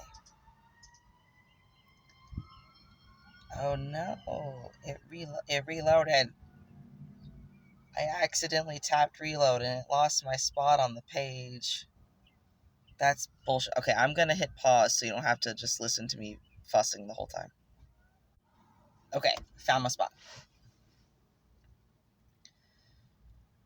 Coyote stood in the open doorway, tense shoulders facing the hallway. What happened? Dread clawed at his chest and he wildly patted Bradley down, looking for injuries. Are you okay? That smile curled for the slightest second. I'm fine. It dropped again. But there was a complication. Jimmy's been running around with his girl from the Oasis Club. She wasn't supposed to be there tonight. He was. Bradley paused, letting the unspoken sink in. He stood and grabbed the duffel bag from Jake's closet shelf, shoving a few shirts into it. Which means I need you to pack. Oh, shit. Jake understood. An eye for an eye was how they did things. You think they're coming for me? They know about you. No details, just that I've got a guy. We need to move you just in case. Bradley opened his dresser drawers and shoved some pants and socks into a bag. Only question is if they'll beat the Bureau here. Jake finally got his legs to work. He jumped out of bed and grabbed some essentials. Boxers, the book his parents signed on the slip as a gift, the Rolex from the drawer. Bradley opened the bag with a tiny smile so Jake could shove them in. I can go to the station, explain it away. The Bureau will set me up with a safe house. Bradley nodded. He zipped up Jake's bag while Jake grabbed his shoes, keys, and phone. He pulled the flip phone from its compartment, but Bradley took it from his hand and gave it to Coyote, who pocketed it. It's better if I don't call for a while, Bradley said. Jake recognized the look on his face, and his stomach sank. At least until I take Jimmy out. Your life is still intact, but they'll be watching me. If they find out you're an agent, they'll go right to the Bureau. Your career will be over. What are you saying? Jake challenged, already knowing the answer. Take the transfer to the DC office. Bradley met his eye. You're making me choose, Jake stated. It wasn't a new choice, but ironically, it was one he'd convinced himself he wouldn't have to make with him. Making sure you don't have to, Bradley corrected. He pressed a kiss to his lips, pulled away, and thumbed at the corner of his eye. Just need to take care of business for a bit. Temporary, Jake scoffed. Sure. It is. Bradley pulled the watch from the bag and slipped it over Jake's wrist. He clasped it and smoothed his fingers over the metal. You're crazy if you think I'm ever letting you go for good. A tiny smile toyed at the edge of his mouth. Would have married you in that patrol car if you would have let me. Jake's breath caught. Bradley? Jake ignored him. This is a proposal, by the way. Sorry it sucks. He stared at the watch on Jake's wrist. I know it can't ever be legal, but I don't need it to be. We'll know. This is touching and all, Coyote interrupted, ducking his head in. But we really need to move. Bradley waved him off before aiming a small, almost shy smile at Jake. Jake shook his head. Your timing is shit, Bradshaw. That's not a no. It's not, Jake confirmed, biting back a smile. Bradley's grin grew.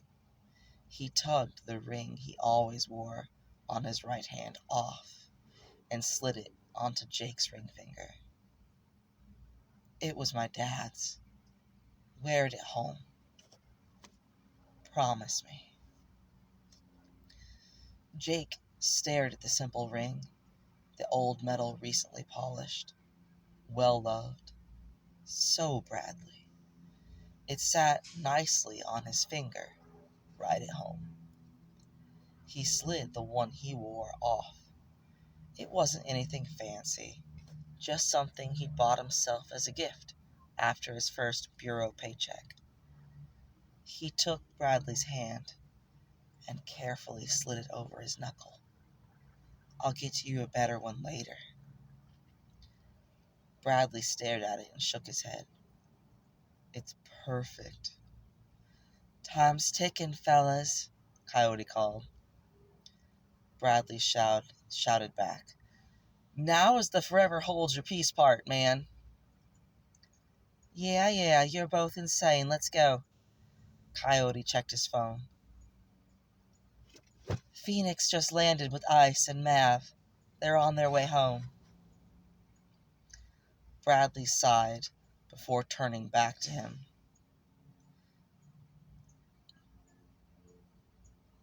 My uncle's. No doubt I've got a lecture waiting for me. Got everything?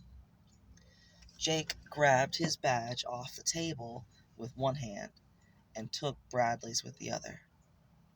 Yeah.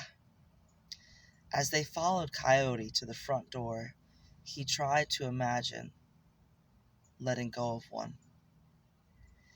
It was the inevitable conclusion as much as they'd tried to avoid it.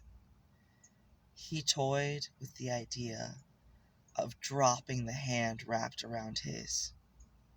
He'd have to in about 30 minutes when they dropped him near the station.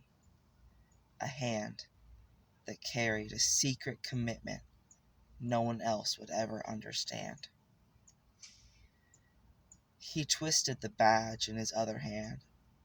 His first commitment, the one Lee had never understood, but others could attempt to. The same commitment his colleagues made. The same one that caused the sirens he could hear in the distance undoubtedly coming towards his house. It demanded choice, sacrifice. It demanded Bradley.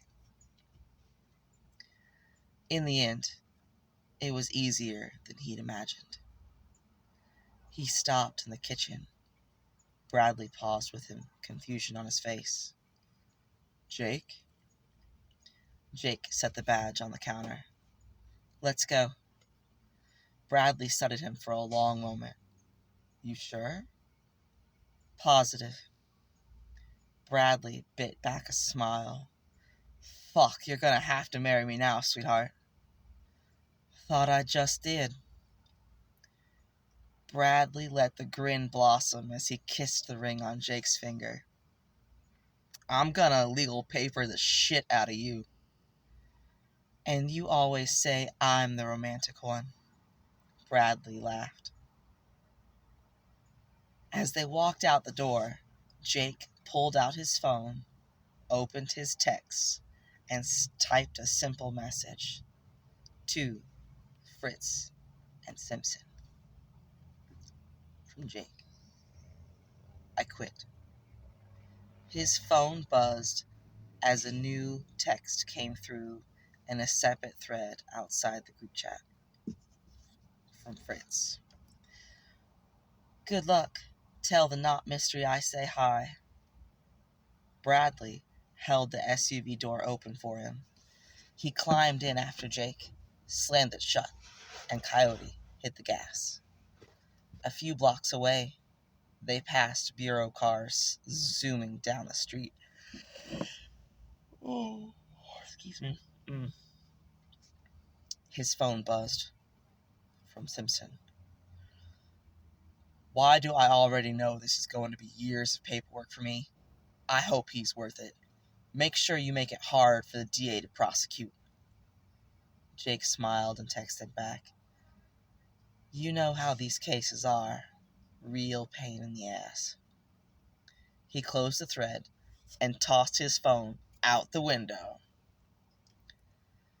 I just need y'all to know, here I am sitting in the driver's seat of the car, and I pretended to throw the phone out the window just for funsies. It was very satisfying. Bradley squeezed his hand. I'm gonna miss that shitty apartment. Jake snorted. You didn't have to live there. So where to now? Jake grinned. Let's go home. Bradley returned the smile. The sun crested over the horizon, bringing the beginning of a new light with it. Look at that. Guess we are Bonnie and Clyde. Riding off this cliffside together. Bradley hummed, tucking up against Jake's side.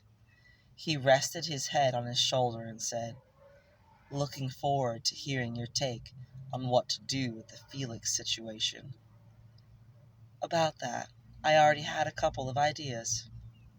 And that's a section break. Ooh, I think we're right at the very end of the story.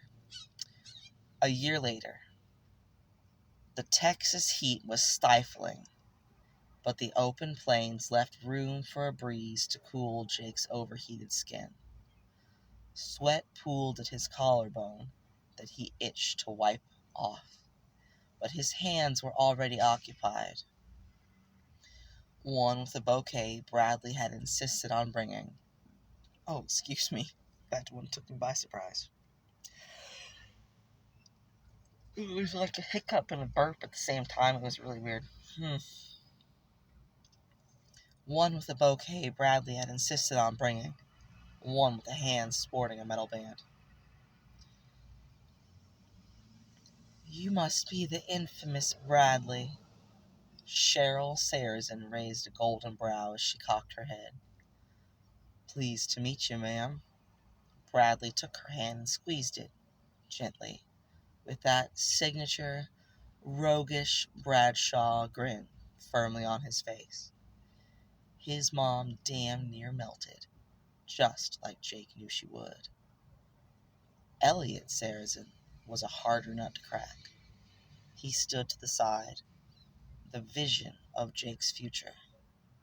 His twin, he'd always been told, carefully watching every move Bradley made, analyzing, debating if he was good enough for his son.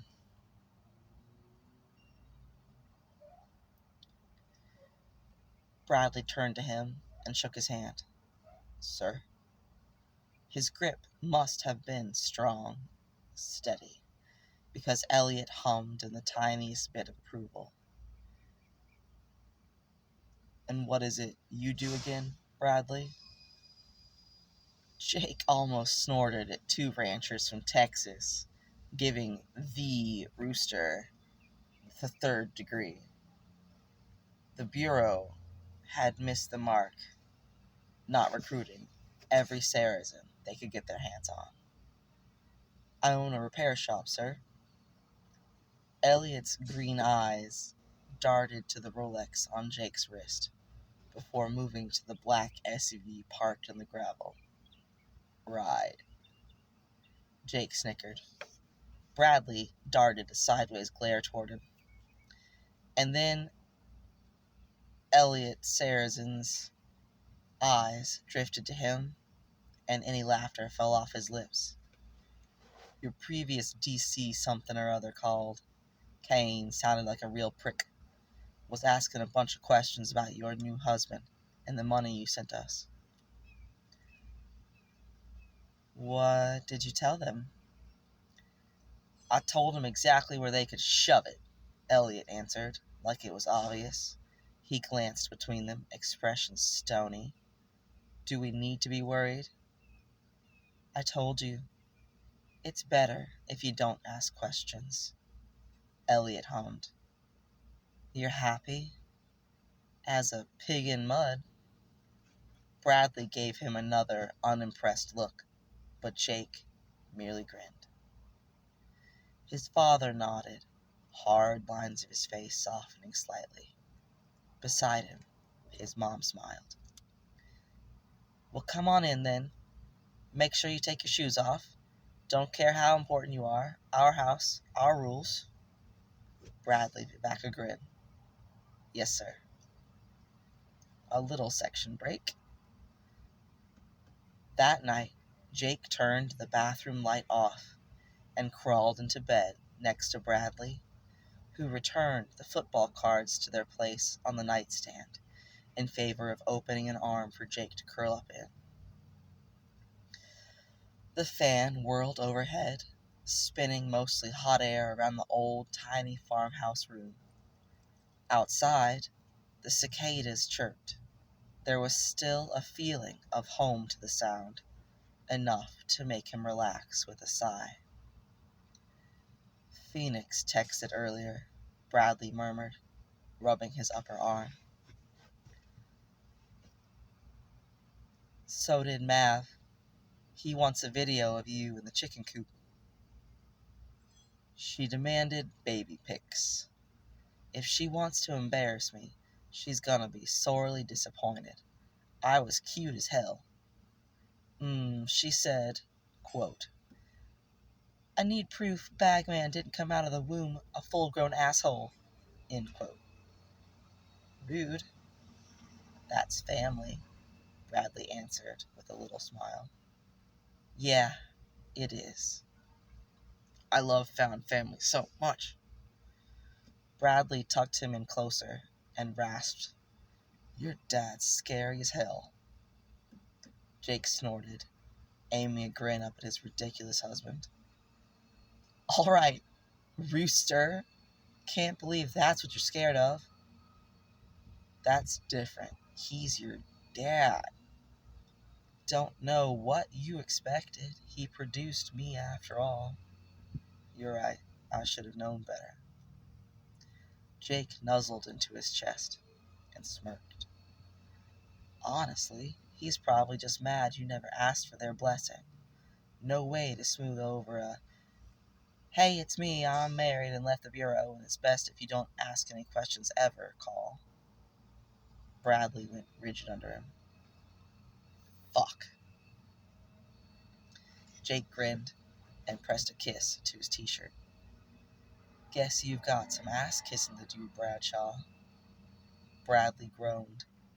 He looked ridiculous in Jake's childhood bed, feet damn near dangling off the end, dressed down in boxers and a t-shirt. LA's most notorious, brought to his knees by a father-in-law. Jake loved him so much his heart hurt. It was silent for a while, both of them content, listening to the sounds of summer in Texas. The trip had been Bradley's idea. Now that they were here, he was glad. Do you regret it? Bradley asked eventually. Jake knew what he meant. Not even a little. And that's the end. Oh, finally we made it. That was such a satisfying wrap up to the story, too. Oh my god, that was so good. Author's endnote. Hello. This was not going to be my next thing, but the inspo demon hit yesterday, this avalanched out, and here we are. I've been struggling with writer's block, and also very busy. But I'm going to try to get some one-shots like this out. Just fun stuff with minimal editing. I also have a beast of a whip that I've been working on that will come soonish. Anyway, I hope you enjoy this silly little ride of insanity. Title from Pat Benatar. That's the Hit Me With Your Best Shot, FYI. Other songs. Oh no, they're listed in the end note, and I just searched them up by the lyrics. What a goofball. Other songs. Wanted Dead or Alive by Bon Jovi and Ashes by Stellar. References to We Belong and Heartbreaker and Shadows of the Night by Pat Benatar. Very rep-coded, too. Side note, for those of you who don't know that lingo, it means the Reputation album by Taylor Swift. I asked the author to clarify. As always, feel free to chat with me on Tumblr. Also, as always, if you enjoy, I will selfishly absorb and hoard any kind comments or messages, or screaming or essays like a little dragon guarding my treasure. Some of your comments and messages single-handedly dragged me out of my writing funk, so thank you. More coming hopefully soon, and happy Super Bowl. Go Chiefs. If I remember correctly, sorry for your loss. And then works inspired by this one, which would be the Podfic, which we are currently recording the very last bit of. So we're going to drop down in the comments and excitedly scream about the fact that we finished reading the story.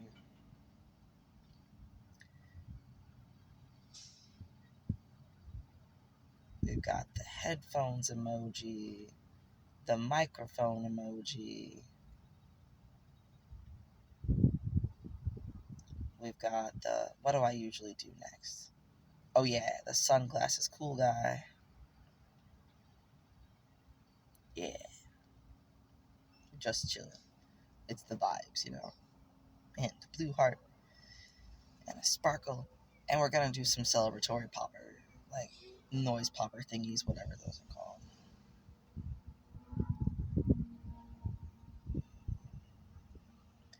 All finished.